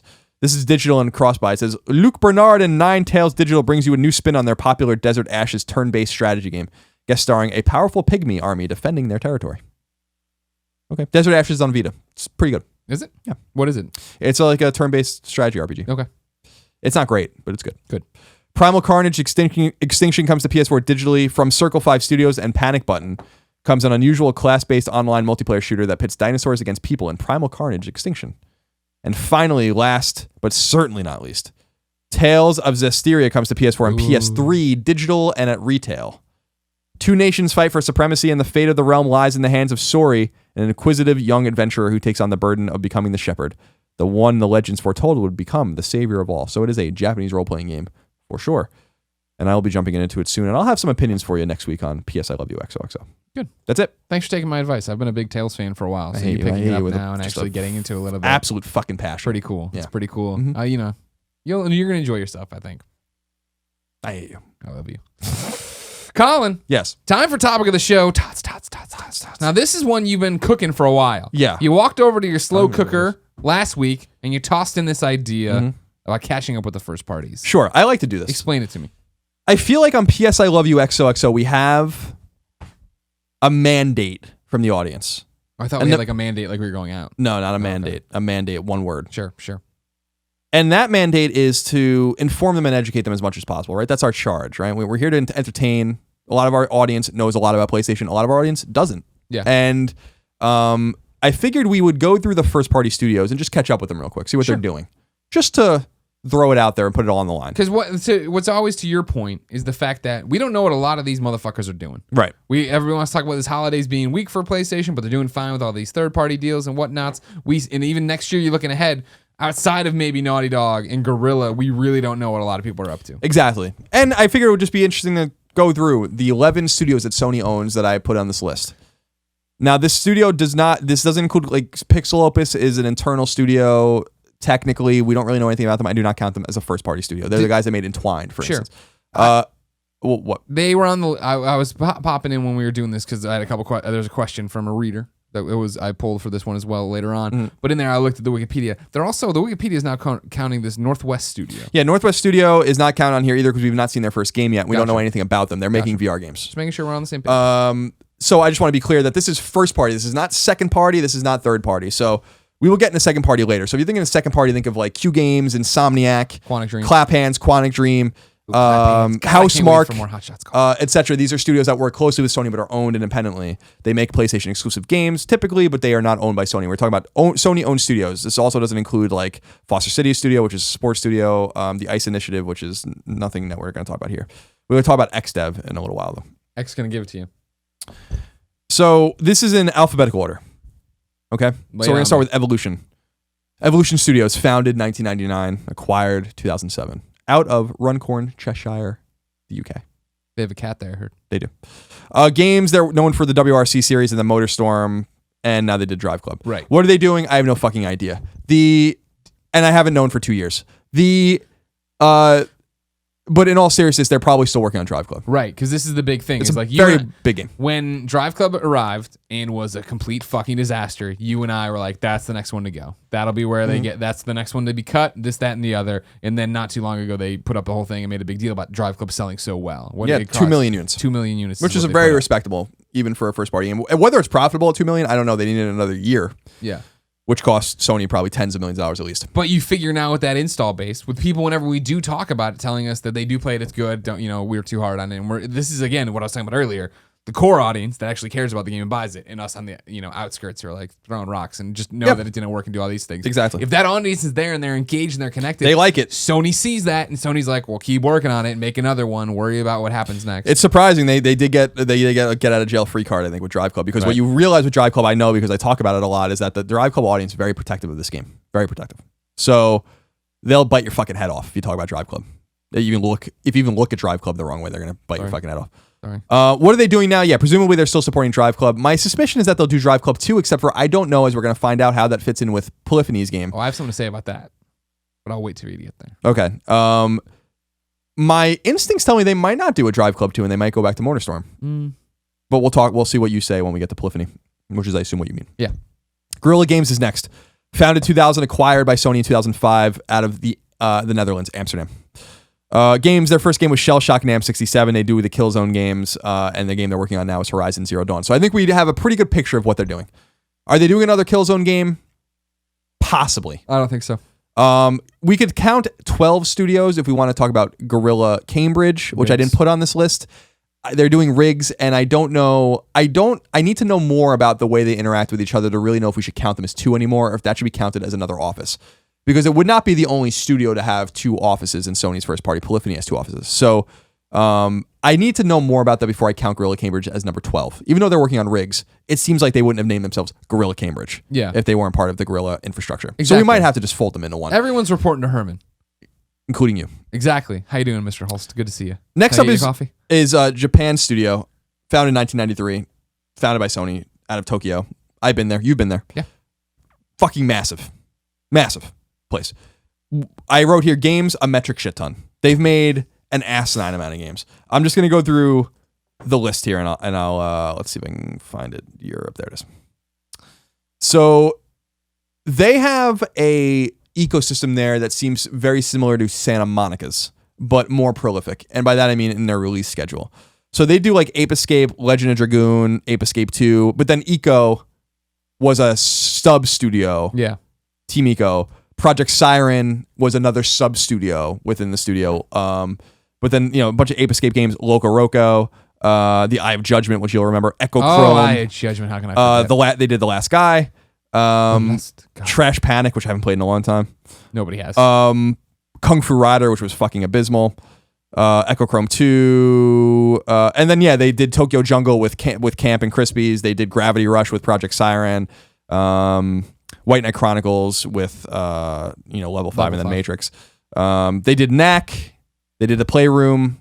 They did Rain. They did Puppeteer, which I really loved on PS3. And what they're working on now, it says, they're doing Gravity Rush and Gravity Rush 2, but Gravity Rush is really being handled by Bluepoint. Project Siren is working on Gravity Rush 2, which is an internal team.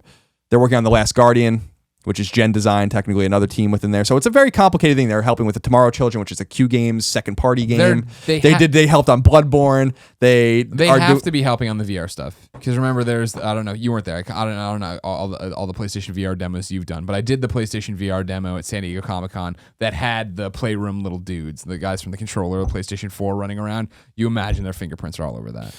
You assume so. The point I'm trying to make about Studio Japan is that they're everywhere. They're everywhere and they're doing a lot. They do a lot. Right. And they're that place working really on is. a Patapon. That place is they're housed where Sony Computer Entertainment Japan is, and that's a big ass building, and they do take quite a bit of it. And for the record, I don't think I've ever been there. Oh really? Yeah. Well, I've been there. Yeah, I went there. They thanked you. They threw you a party. They did thank me. Everyone should thank me. Thank you, Colin. Media Molecules next up. Founded 2006, acquired 2010 in Guildford, Surrey, the UK. That's totally a made up place. Yeah, I don't believe that exists. Games, Little Big Planet 2, and Tearaway. What they're working on, Dreams. I think we have a pretty good idea of what they're doing too. This is Dreams. It's me and my PlayStation Move wand. I have not much more to say about them other than the fact that we'll see Dreams, I think, at Paris Games Week, and I have a lot of questions. And I will not bore you with them Next now. week, PlayStation Paris Games Week. Yep. Exciting. Next up, Naughty Dog. Their oldest studio. Founded in 1984, acquired 2001, Santa Monica, California. Mm-hmm. A real place. The games that are relevant to our audience anyway. They've been making games for a long time. Crash Bandicoot, Jak and Daxter, Uncharted, The Last of Us. What they're working on, Uncharted 4, Thief's End. I think we have a pretty good idea. I'm sure that they have a pre-production team, a very small team maybe on The Last of Us 2. I think that we have a pretty good picture of what Naughty Dog is doing. Huntman19 went to kindafunny.com/PSQ and says, "Hi, you Greg and Colin. Hello. When Naughty Dog finished Uncharted 2 Among Thieves, they split into two teams, with one making Uncharted 3 Drake's Deception and the other making The Last of Us. Once they have finished Uncharted 4 Thief's End, do you think they will do the same again and split? And if so, what do you think it'll be? Perhaps The Last of Us 2? Thank you guys again. You're awesome. P.S. I love you, XOXO. I don't know the details because I haven't talked to those guys in any on-the-record capacity in a while. Yeah. But I don't think that experiment worked out for them. I think it worked out for them in terms of the games they released. Sure. But I don't think that was the way they want to make games. It seems like they're all hands on deck for Uncharted 4, and they have been since The Last of Us came out.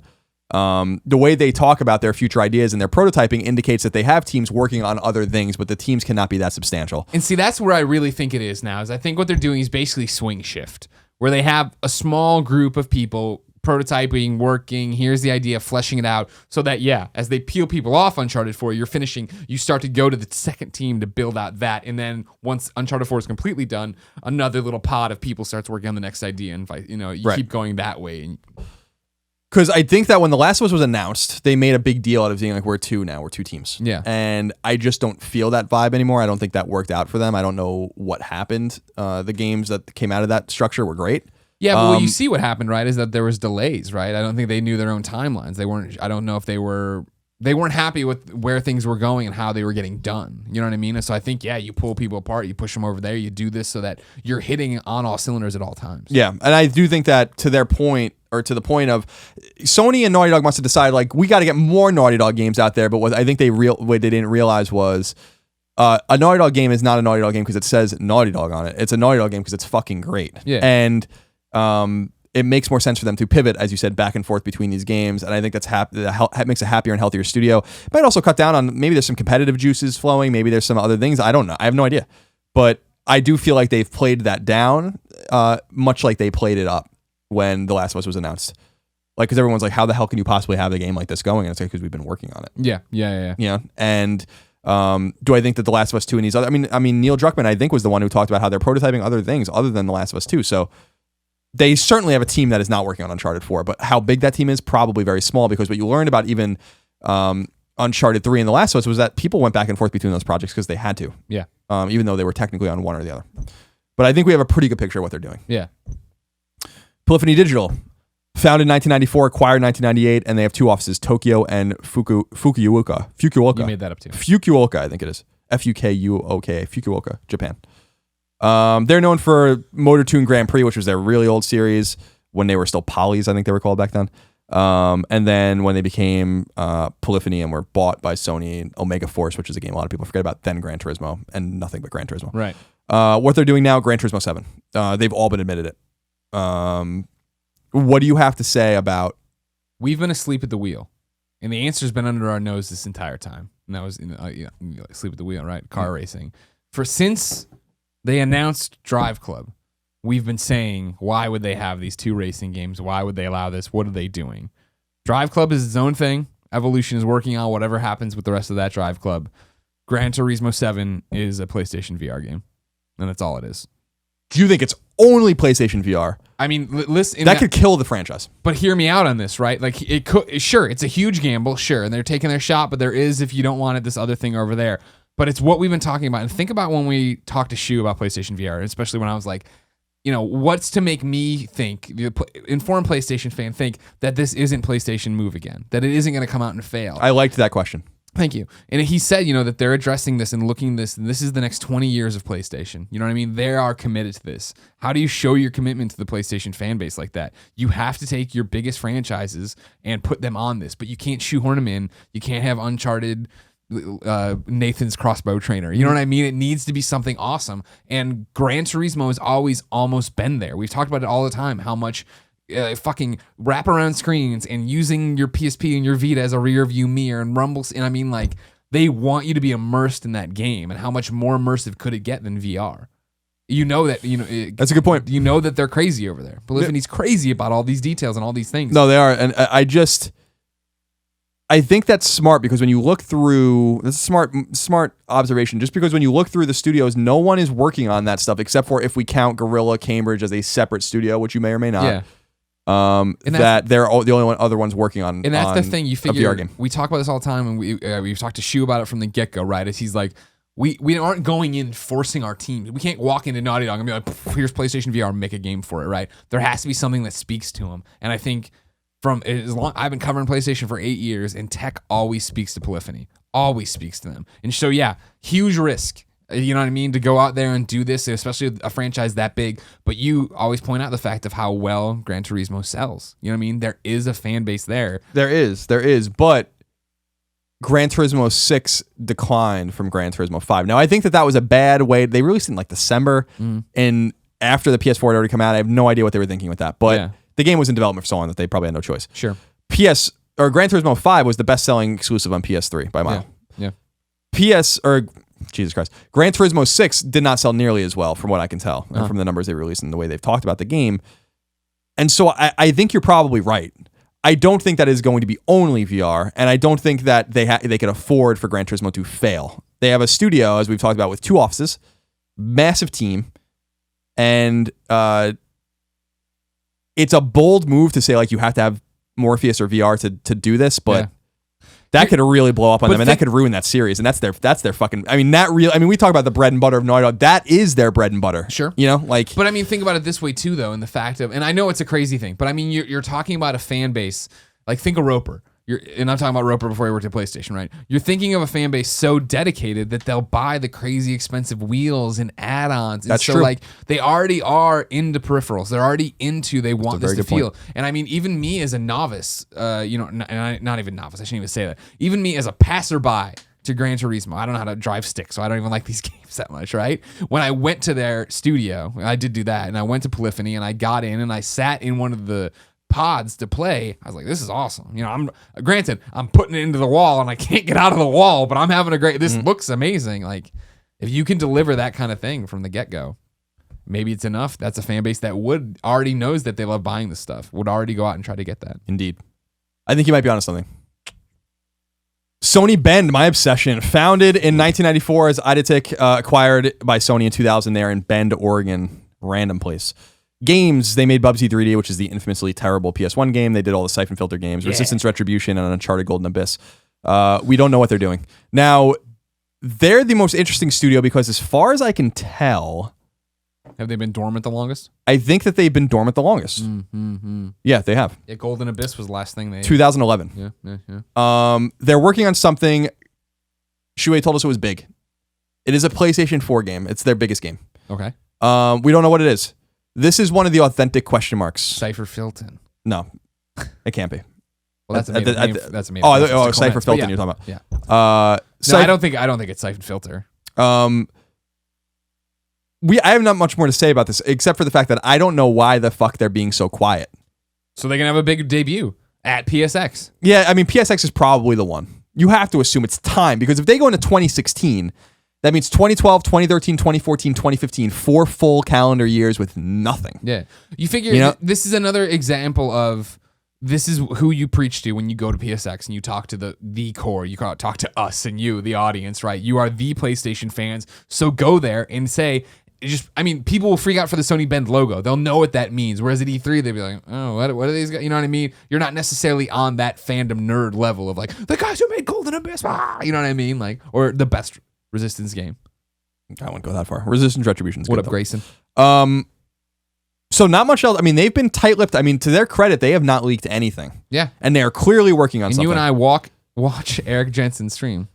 Oh, I watch Eric Jensen like a hawk. Yeah. Yeah, we know what he's up to. We're over there on his Twitter. I have a little camera in Eric Jensen's living room watching him at all times. We send him a lot of PS I Love You swag, like stuffed teddy bears. The eyes are cameras. Then constantly rack zooming. To their credit, I mean, they are in Oregon. So Garvin's office. I mean, that's kind of the brilliant thing about it is that they don't have a development culture in Oregon. So like there's no, you don't go out to lunch with your friends at blah blah blah blah, you know, like and talk shop, and then one of those guys talks to their friends, and ultimately that shit leaks. They have no one to talk to. So it's like, and I'm not even being facetious. Like who are they? Like they obviously know people in the industry, but and people know what they're working on, but it's tight-lipped. Yeah, I can't believe they haven't leaked yet. And if it's revealed at PSX, my fingers are crossed that they do not leak at this point. Yeah, no, for sure. I don't want to ruin it for them. Sony London's next, founded in 1993 by Sony in London, the UK. They're known mostly, I mean, they did like the Getaway and stuff, but they're really known for SingStar and iToy. They do casual games. And before I said that only Cambridge is working on VR, that's not true. Japan's obviously working on VR game, but they are too. Street Luge is the game that we know that they're working on. But this seems to be more. This seems to be more of like a tech demo. Yeah. I have a big question with Sony London. My big question with them is, do they have it in them or the desire in them to make a real AAA game again? Because it has been a long time. And when we talked to Shuhei, he was telling us that they have a passion for cameras and like VR. Like they it seems like that studio is not built to make those games anymore. Yet I really feel like it's such a waste of resources to have this big, well-populated studio putting out a lot of games. They do put out a lot of games that we just don't want to play. And maybe that just says to what you're talking about with the bubble that we're in. SingStar sells very well. iToy games sell well. They dominate in the UK. Yeah. But I want a Sony London logo, and I can see it in my head. I like a splash on the splash can be like the getaway. You know? Yeah. And be like, fuck yes. Yeah. You know what I mean? Like, let them make games for gamers again. Yeah. You know? But that's not what they do. If they're happy. Yeah, it seems like they are. Sony San Diego, founded 2001, the remnants of 989 Studios, which a lot of us are old, more, those of us from the old school remember 989 very well. San Diego, California. Games, The Mark of Cree, the NBA series, the old NBA series that they don't do anymore. Pain, High Velocity Bowling, and then, of course, the MLB series. Mod Nation Racers Mod Nation Racers Vita. Yeah, that's true, too. What they're doing a lot. And this is the question that I have about San Diego, and we don't really know much about them. We should get Christian Phillips on the show. We should. They're doing MLB 16, no doubt about it. Probably PS4 and Vita at this point, probably no PS3. Maybe they'll do a PS3 SKU. They did do a PS2 SKU, I think, until 2011. Kill Strain, they're developing internally. And then they're doing Drawn to Death and Guns Up as producers. Yeah. So Drawn to Death, of course, is Jaffe's game. Guns Up is a really kind of dope-looking game. And by the way, Guns Up is in the wild because there's fucking trophies for it and people have them. So I don't know what's going on with that game. That's a shame. We were giving away the beta codes back in the day. Yeah, I didn't play the beta. Maybe the beta has trophies. It seems to me that they're utilizing San Diego in a different way now. They were always incubating games there, and I think that's lost on a lot of people. A lot of the like Sports Champions and Medieval Moves, so like the best move games, and that's not really saying much, but those were good games, were internally developed there by another team and kind of produced and kind of set along the path by Sony San Diego. Like, good job, Jeremy. Great job, Jeremy. But it seems like they're taking on a more of an XDev role. And we're going to talk about XDev in a minute in terms of the way it relates to Sony Santa Monica specifically, because that's their big thing. Yeah. But it seems to me that San Diego is ramping up third, or really second party Sony published games that are not developed internally, in addition to their MLB games. So a mirror of Santa Monica, where Santa Monica makes God of War, but really Santa Monica's only made 5 games. Wow. You know what I mean? Yeah. In 16 years. Because they are developing all these other games and helping get these, like Flower, Journey, and stuff like that. So I think San Diego they're working on MLB 16, no doubt. We won't see that for a long time. Kill Strain is an internal game, and we'll see that soon. Drawn to Death and Guns Up. Drawn to Death and Guns Up can't be that far off either, I don't think so. No, not at all. I don't know. Before you switch out, good as time as ever, I guess, to announce this, because we have announced it. We've been dodgy about it. We've referenced here and there. Next week, Friday, October 30th, 2015, Colin and I are going to Sony San Diego. We're doing Colin and Greg live from there, and then afterwards we're hosting their stream of Kill Strain. And this is what, if you were over on kindafunny.com/forums over the weekend, I was looking for people in San Diego. We're bringing in 12 of you, best friends, to come play on the Kill Strain team there in the office, fool around, see what this game's all about. That's exciting. I'll put up details, obviously. We'll promote it next week. We'll have stuff for it. It'll be good. I haven't been to Sony San Diego in like 4 years, so it's gonna be fun to be down there. That's another one. Well, I must have been there for some MLB. It all runs together. I was there. It's an interesting studio, interesting place. I'm gonna slap that David Jaffe around. You should slap him around. He deserves it. 2 more. Sony Santa Monica, founded in 1999, Santa Monica, California. This is a Sony-owned studio from the beginning. They made Connecticut on PS2 and then 4 God of War games. That's it. But there's way more to it than that. Way more. These guys are the masters of XDev external development. And if I go back to I'll just pull up the wiki page here. I'll just go to Sony Santa Monica wiki. It's disappointing that they've only made 5 games per se, but they've really done way more than that. So I'm not even going to talk. I mean, like Blast Factor and the Con and Neopets and stuff, they helped Idle Minds and all these guys do this. But Flow, Calling All Cars was a collaborative thing with them. Everyday Shooter, Warhawk they helped out on, Twisted Metal Head On, both God of War games they did with Ready at Dawn, obviously. The Pixel Junk games generally, Detuned, which was the easiest trophies in the world. Fat Princess games, Carnival Island, which was that move game. Escape Plan, one of my favorite games on Vita. Datora, which had a lot of promise but didn't pan out. Sound Shapes, PlayStation All-Stars, The Unfinished Swan, Hohokum.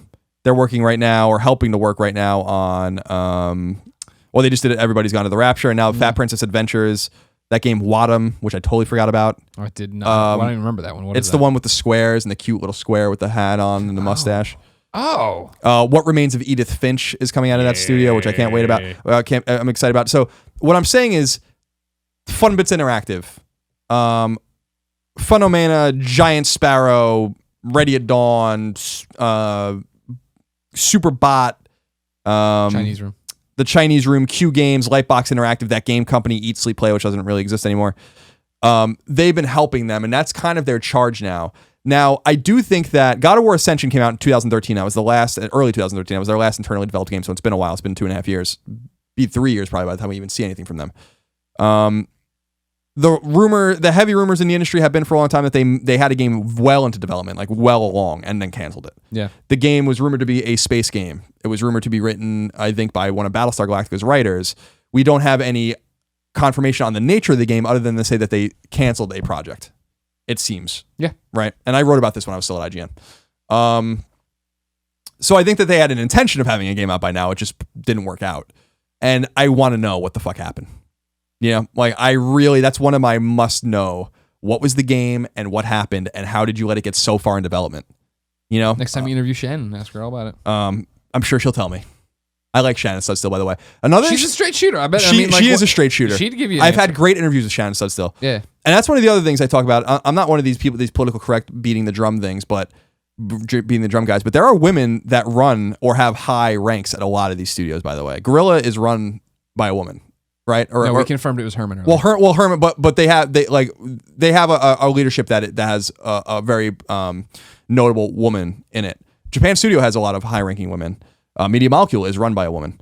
And then, of course, Sony Santa Monica is run by a woman. So I like that as well. Yeah. Just throwing those little factoids out there. That you could use a little bit of gender diversity just in terms of point of view. And Shannon Studstill, I like that Shannon Studstill, who's a very nice in woman. charge of the studio that makes the game where you bang girls for red orbs. And I wasn't going to go that far. I was really just going to say that like their bloodiest and most violent game is run. I mean, it just kind of throws everything on top of its head, like things you don't expect. Which shows everyone's biases or expectations. But there's a lot of questions. I'd love to talk to Shannon. We should have her on the show. Okay. When we're down in Sony San Diego, the audible you should call when we're down there is to see if we can talk to Christian when we're down there. Christian Phillips? Mm-hmm. Maybe I'll do it. Maybe I'll throw him a bone and put him on the #1 video game podcast behind Car Talk. Final studio is Sucker Punch, founded in 1997, acquired 2011. When we were at IGN, that's the most recently acquired studio. Bellevue, Washington. Another beautiful studio. We've been there many times. Games. Well, you've been there more than I have. Games. Rocket Robot on Wheels on N64 was their first game, but then they did Sly Cooper and Infamous. What they're doing, we don't know. What we do know is that the game is at least in a playable form in some sort of vertical slice. Shuhei's played it. Shuhei has played the game. That tells me that Sucker Punch might be going into two teams or had a substantial team when Suck and Sun was in development that was already working on this, because that seems like a very quick turnaround, especially considering First Light was such a robust piece of DLC. But we do not know the nature of the game. Do you think it's possible that Shuhei was just playing super, super early? I'm sure it was pre-alpha, but well, you threw out vertical slice, so I want to make sure to the audience at home we're not talking about like an E3 vertical slice where it's like, oh no. He didn't say vertical slice either. It could just be whatever, but he said he played it. That is so. My assumption. So what do I know about this? Very little. We don't know anything about it. It can't be Infamous, right? It can't be Infamous. I don't think it's Infamous. No. If you look at what they do, Sly Cooper was PS2, Infamous was PS3, and then they actually jumped to PS4. So it's not like it's unusual for them to continue the series. I just think they're done with it.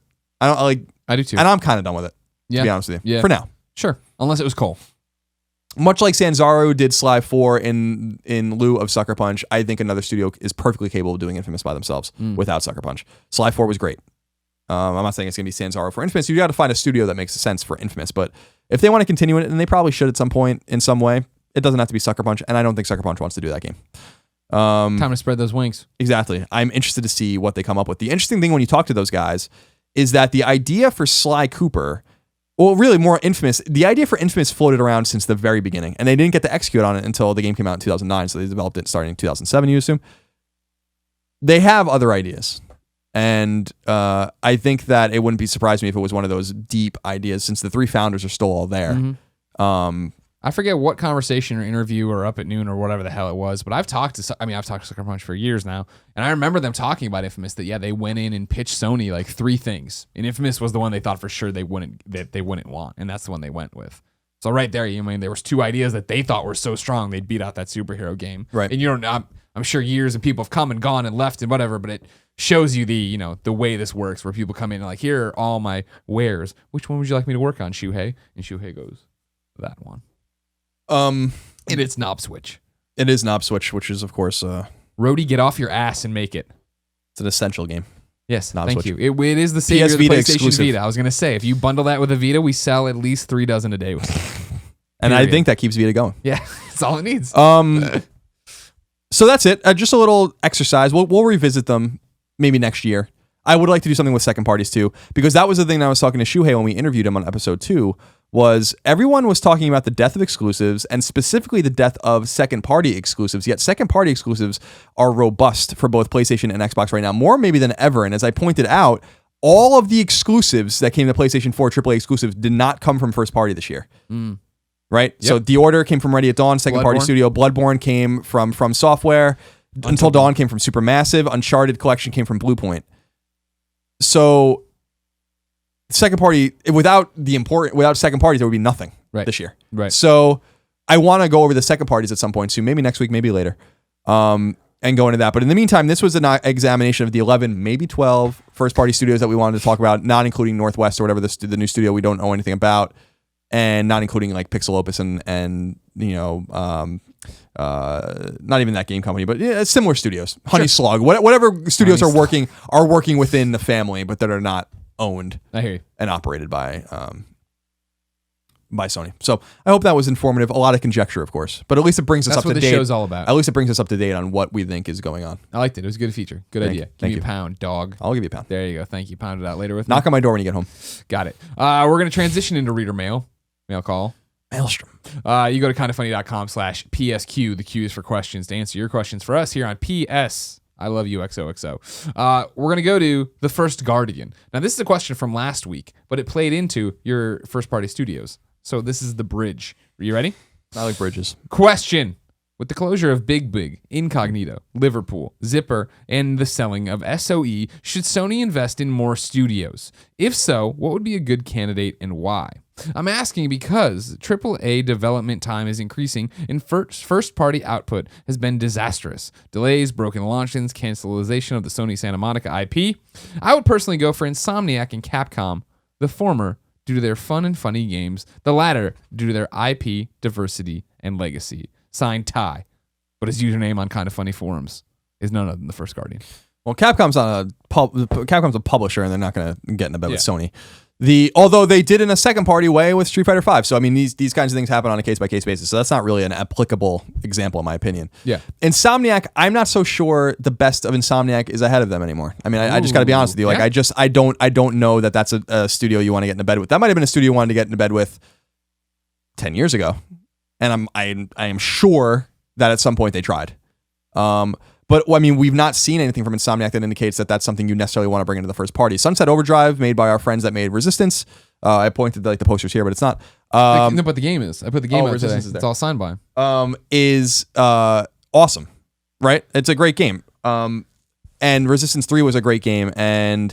But you have like all these, Overstrike, whatever the fuck they ended up calling Fuse, and Yeah. their social initiative. I don't really feel like they know what they are, and they're making Ratchet and Clank.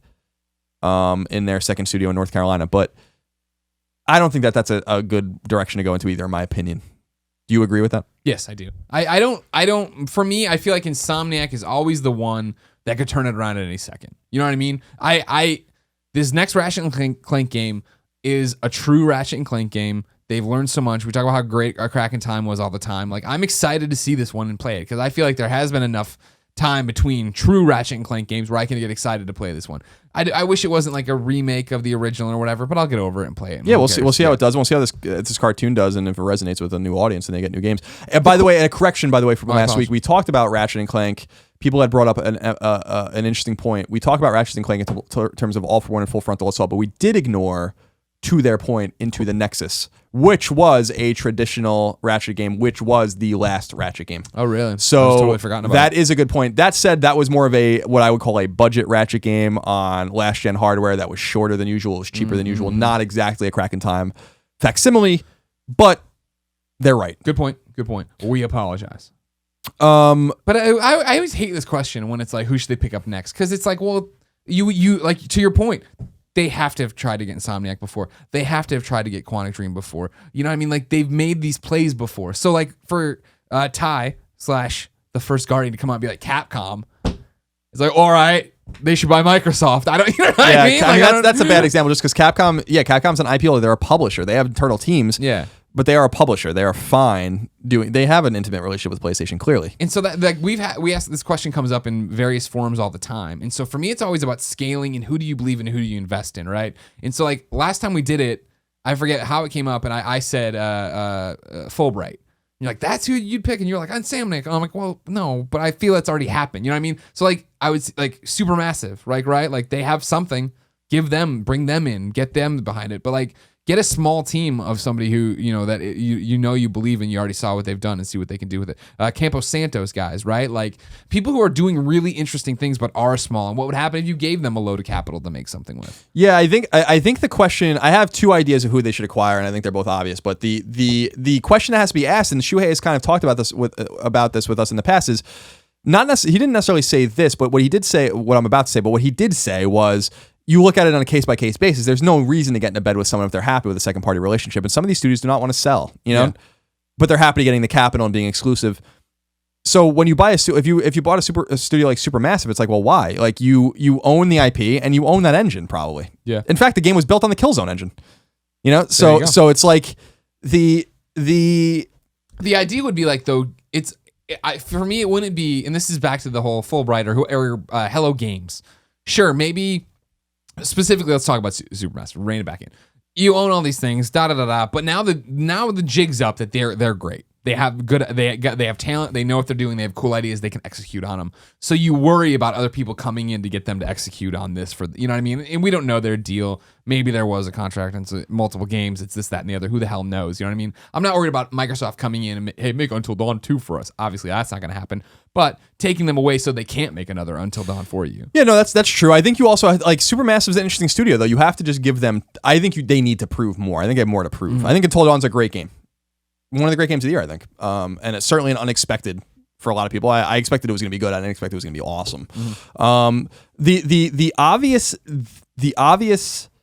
studios that they should buy, I agree, is Quantic Dream. But it seems like Quantic Dream, yes and no. I don't think Beyond Two Souls was a good game.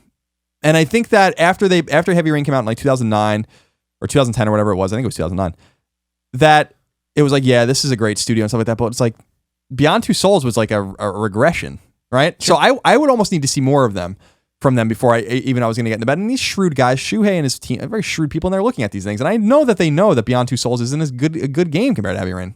And maybe they have something really special with Singularity or whatever the fuck the game's going to be called that they're making, but that we might see next week. Yeah. And maybe they make the announcement that they did acquire the studio. The no-brainer is Housemarque. That's the fucking no-brainer. These guys just make great games. That's all they do is make great games. And when they got into bed with someone else, they still made a great game. So you could have had it. To your point, they've proven themselves. Yeah. Oh, right? yeah. Like it's like that's a great point in what we're talking about. Quantic Dream, you would have gone off of Heavy Rain, been like, buy them. Beyond's not great. Supermassive, they've done one. Can they do another? So Housemarque is consistently game after game. Those guys have the talent. Yeah. Like they really have the talent and the vision. Stardust. Outland is a really, really great game that they actually published with Ubisoft. Resogun is fucking phenomenal. Alien Nation looks awesome. Like these guys make Dead Nation, which I'm shocked we didn't get a sequel for because that game's awesome too. They make great 8.5, 9.5 games every time. You know what I mean? And so then for them, why do you think they haven't been? Have they been approached and turned down? Is it that the games are smaller so they're not making money on the scale Sony would want? There's probably multiple reasons. You have to assume Sony knows that Housemarque should be in, right? Like that's the one that's always bothered me. Everyone always asks what this is because it's not easily visible on my thing, but that is a Housemarque logo on my computer. And it's just a tiny little sticker in the corner of my computer. And they do make small games. It seems like they like freedom. Like they like their freedom. We know them. Mm-hmm. And I've talked, I especially know them and I've talked to them many times and I was in their 20th anniversary video and it was fun to be asked to do that and getting to kind of know them and know, especially Mikhail, but everyone else there, Tommaso, and they just seem to have a lot of ideas and go quickly and move quickly. And they're working with, I think, other developers. I mean, I think they even did like the Angry Birds trilogy or something. They did something random like that. It has nothing to do with Sony recently. But they belong. They're a PlayStation. They are to me the epitome of second party PlayStation. And so when you talk about talent and just games, they make just $10 or $15 or $20 games that are really good. Really good. Yeah. And they're twin stick shooters. That's their shit, is twin stick shooters. They love it.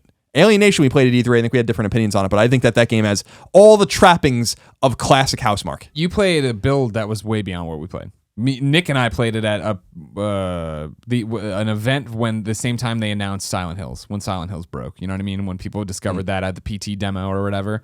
So what event was that? Were you in? I was probably in Iceland at that point. You were probably at Sony, just at Sony. Yeah, I was down at Sony, but it was before E3, and it was well before E3, I thought. And yeah, we played a very incomplete build that we were, before we got the controllers, like, all right, here's what's broken in it. And they listed everything we played. We're like, all right, like, I'm sure it'll come together, but it's not good right now. Yeah, I'm surprised it's not ready yet. Like the game was announced a while ago, and it's not like this overly ambitious game, but they'll take their time, and it's gonna be awesome. Like I can't. Don't get me started on that fucking game, because I can't wait to play it. But they are the obvious target because to the point, they've proven themselves, just like Insomniac used to prove themselves too. Mm-hmm. Quantic Dream makes sense, but again, and this is what I was talking about with what Shuhei was talking about, where the financial realities, I think, just indicate that you don't need to get into bed and give these guys tens of millions of dollars to acquire their studio if they're just willing to work with you anyway, and you own the IP. Yeah. Because at the end of the day, if a studio is getting Sony's money, they're gonna own the fucking game. You know what I mean? So it's like that is the value is in the talent, but talent is transient. So the only thing you can be sure of is that you own the IP. And Sony made, I was talking to someone about this recently about Bloodborne, that Bloodborne was a make right for a Sony mistake, right? They made a huge mistake with Demon's Souls. They do own that IP, and they did publish that game in Japan, but they didn't publish it in the West. They had no idea what they had, and they didn't lock From Software down. And so Bandai Namco came to them and was like, just make it again and name it something else. Yeah. And we'll put it on Xbox, we'll put it on PC. And Sony lost. That was to me, when I reflect back on the last few years of the biggest blunder Sony made, that was it. Interesting. Yeah. Was they had that on lockdown with Demon's Souls. And I made the point when I was talking to someone, I'm like, they had no idea what they had. And guess what? Neither did I. And neither did we, because I'll never forget. We freelanced that review because we're all like, what is this? It was like a month late too or something like that. It was like, everyone's like, where's the Demon's Souls review? I'm like, what the fuck are you talking about? And Sam Bishop came back with the review and gave it like a 9. Yeah. We're all like, what, really? This thing? And I remember bringing it home and being like, this is not for me, but I remember that game just washing over people. And there's probably more to the story, but it told me that Sony was like, we believe in this game so little that we're not even going to publish it in the West. And Atlas came in and published it for them. Yeah. And then Bandai Namco inevitably came in and made Dark Souls. So the point I'm trying to make is that it does take a little foresight, and it doesn't always work, right? It doesn't always work. You're going to make choices that seem to be antithetical to the reality of the situation. And we don't know exactly what happened with Demon's Souls, but that indicates to me that Bloodborne was like that. We know, like we have the original team and we made this game, and there's going to be a Bloodborne 2. I have no doubt about it. So yeah, back to the original question. Housemarque is the one. It's a good pick. Raz Al Cool, which is a great name. Went to kindoffunny.com/PSQ and left us this question. Hey, Colin and Greg. Hello. So happy to have you back in the PlayStation space. This was exactly what I was missing from Kinda Funny in general, as I think it's one of the best shows you guys do. It's just more focused and all around great. A baker's dozen. Thank you. Let's get to my question about replaying games. A lot of my friends never replay games, while I am one of those guys who replays his favorite story games at least every few years. Arkham games, Uncharted, Last of Us, BioShock, Red Dead, for example. I actually think that games should be replayed to be appreciated on the same level as movies or music. Otherwise, it's just fast food culture, which gets consumed and forgotten. This is also why I like the remastered versions, since I also buy classic movies again when they come out in a new format. Of course, you cannot read blah, blah, blah, blah. What are your thoughts on this? I hope to meet you guys in Germany one day. We're in an interesting spot. We don't have time. We get to do these shows and be with you, and so that's a lot. But then we get access to every game. So you need to stay current. You got to keep playing. You got to keep do moving. So much You got to different keep stuff. moving. Yeah. Yeah, it's complicated. I agree with him in the sense that it's nice to go back and play games, yet I go back to play games that are typically not story-driven, but gameplay-driven. Like, I can sit down and play Castlevania, like, every day. Yeah. I can play Mega Man every day. I can play, like, Ninja Gaiden and Zelda or whatever it is. Like, games that are fun to play, that don't have stories, and I don't want to fucking deal with the story. Like, yeah. Once I read the story or have the story, I know it, but I do agree with him that you go back and get things the second or third time around that you missed the first time around. Yet, to your point, we don't have the luxury of time to be able to really enjoy games like that. Though I'm playing the Uncharted games again, or at least I played the first 2 again on PS4, having not played 1 since 2007 or 2008, and then 2 since 2009. and certainly remembering things again, but yet not really gaining anything out of it. Yeah. See, that's the weird thing for me is I love what he's saying about going back and appreciating and finding new things. But yeah, I every time I try to replay a game for story, and I don't count like when I did Arkham Knight again to get the platinum, right? Because I'm skipping cutscenes. I'm like, let's just go. I know what I'm doing here. You know what I mean? But like when I was so psyched up for Last of Us, because I had been getting to that headspace of like, I want to play Last of Us again. Yeah, I want to experience that again. And then I got Last of Us on PS4 and started into it and made it to the dam with Tommy or whatever. And I was just like, it isn't what it was. I know where I'm going and I know what's happening and I know what's around the corner. And it's like, I think games on some level and respect, you know, I mean, since they play with our emotions so much and we're in the moment, right? That you talk about Journey, I talk about The Walking Dead season 1, like, you know, I finish these things and put them down and that's my experience. You know what I mean? Like I made choices or did these things and the experience I had with the one traveler doing this and chirping at each other, like that was that game for me. So going back and doing it again doesn't cheapen it, but it doesn't enhance it the way I want it to. Talking about games and telling you about how, you know, how crazy it was to get to the end of Last of Us and be like, I can't believe this is the ending. You know what I mean? That's different. That's in the same way I feel driving home the emotions I want or what I got out of games. Yeah, I agree. The Last of Us is not going to be as powerful the second time around. Yeah. No way. Colin? Yes. The final question is from Deltron310. Where is Onimusha? I don't know. Ask Capcom. He's asking you, though. I don't know. I mean, I have the same question. There hasn't been an Onimusha game since PS2. So Dawn of Dreams, I think, was the last one. I think it came out 2006. Maybe even 2005, but I think 2006. I remember writing the guide for it when I was in college. That's how long ago it was. Onimusha is fucking fantastic. I don't know where Onimusha is other than to think. The conspiracy theory in me, it says like anything Inafune was involved in is done. But Dead Rising moves on, right? So, or it did well beyond... Oh, beyond him. Sure. Yeah, I mean, but also well beyond, like where Onimusha, I mean, there was multiple Dead Rising games. Oh, Dead Rising I think Dead Rising actually like really came out around the same time as the last Onimusha game. I just guess that they didn't see returns on it. I think the 1 and 2 and Dawn of Dreams, which is 4, I guess. I hate 3. I think 3 was like whacked out with guns and all sorts of stuff. But those games are awesome. Onimusha on PS2, the original one, was really the first awesome PS2 game that I remember playing. It was, I think, God, when was it? It was spring 2001. Yeah, and right, 2001, because 2002 was when Onimusha 2 came out. Onimusha 2 came out the same week Super Mario Sunshine came out, if I remember correctly. I remember playing it to be like, this is really fantastic. Yeah, you know, and I think Samanosuke, and it doesn't have to be about him or whatever, but there's something special there. I just feel like those games are dead. It's the same thing it's the same way I feel about Devil May Cry. They're different games, yet they're very similar. They're early 2000s, mid 2000s games. Yeah, here's some action, get your combo score up and go beat the hell out of everything. Yeah, and I think there's a place and room for those kinds of games. DMC obviously have done when Ninja Theory did it, but Capcom, as we talked about last week, has no plans for DMC. Yeah, I'm sure if they have no plans for DMC, they have no plans for Onimusha, because Onimusha really always played second fiddle to that series. So what do I think it will live again? Probably. For sure it will. For sure. But what are their plans for it? I don't know, and I would really flip my lid if they release another Onimusha game. So I really love that game. That might be like my favorite, pound for pound, my favorite PS2 series. Okay. Yeah. Time to move on to one of the new topics. This week's forgotten PlayStation game. It's my week. What did you pick last week? I already forgot because it's forgotten. Oh God, I don't remember.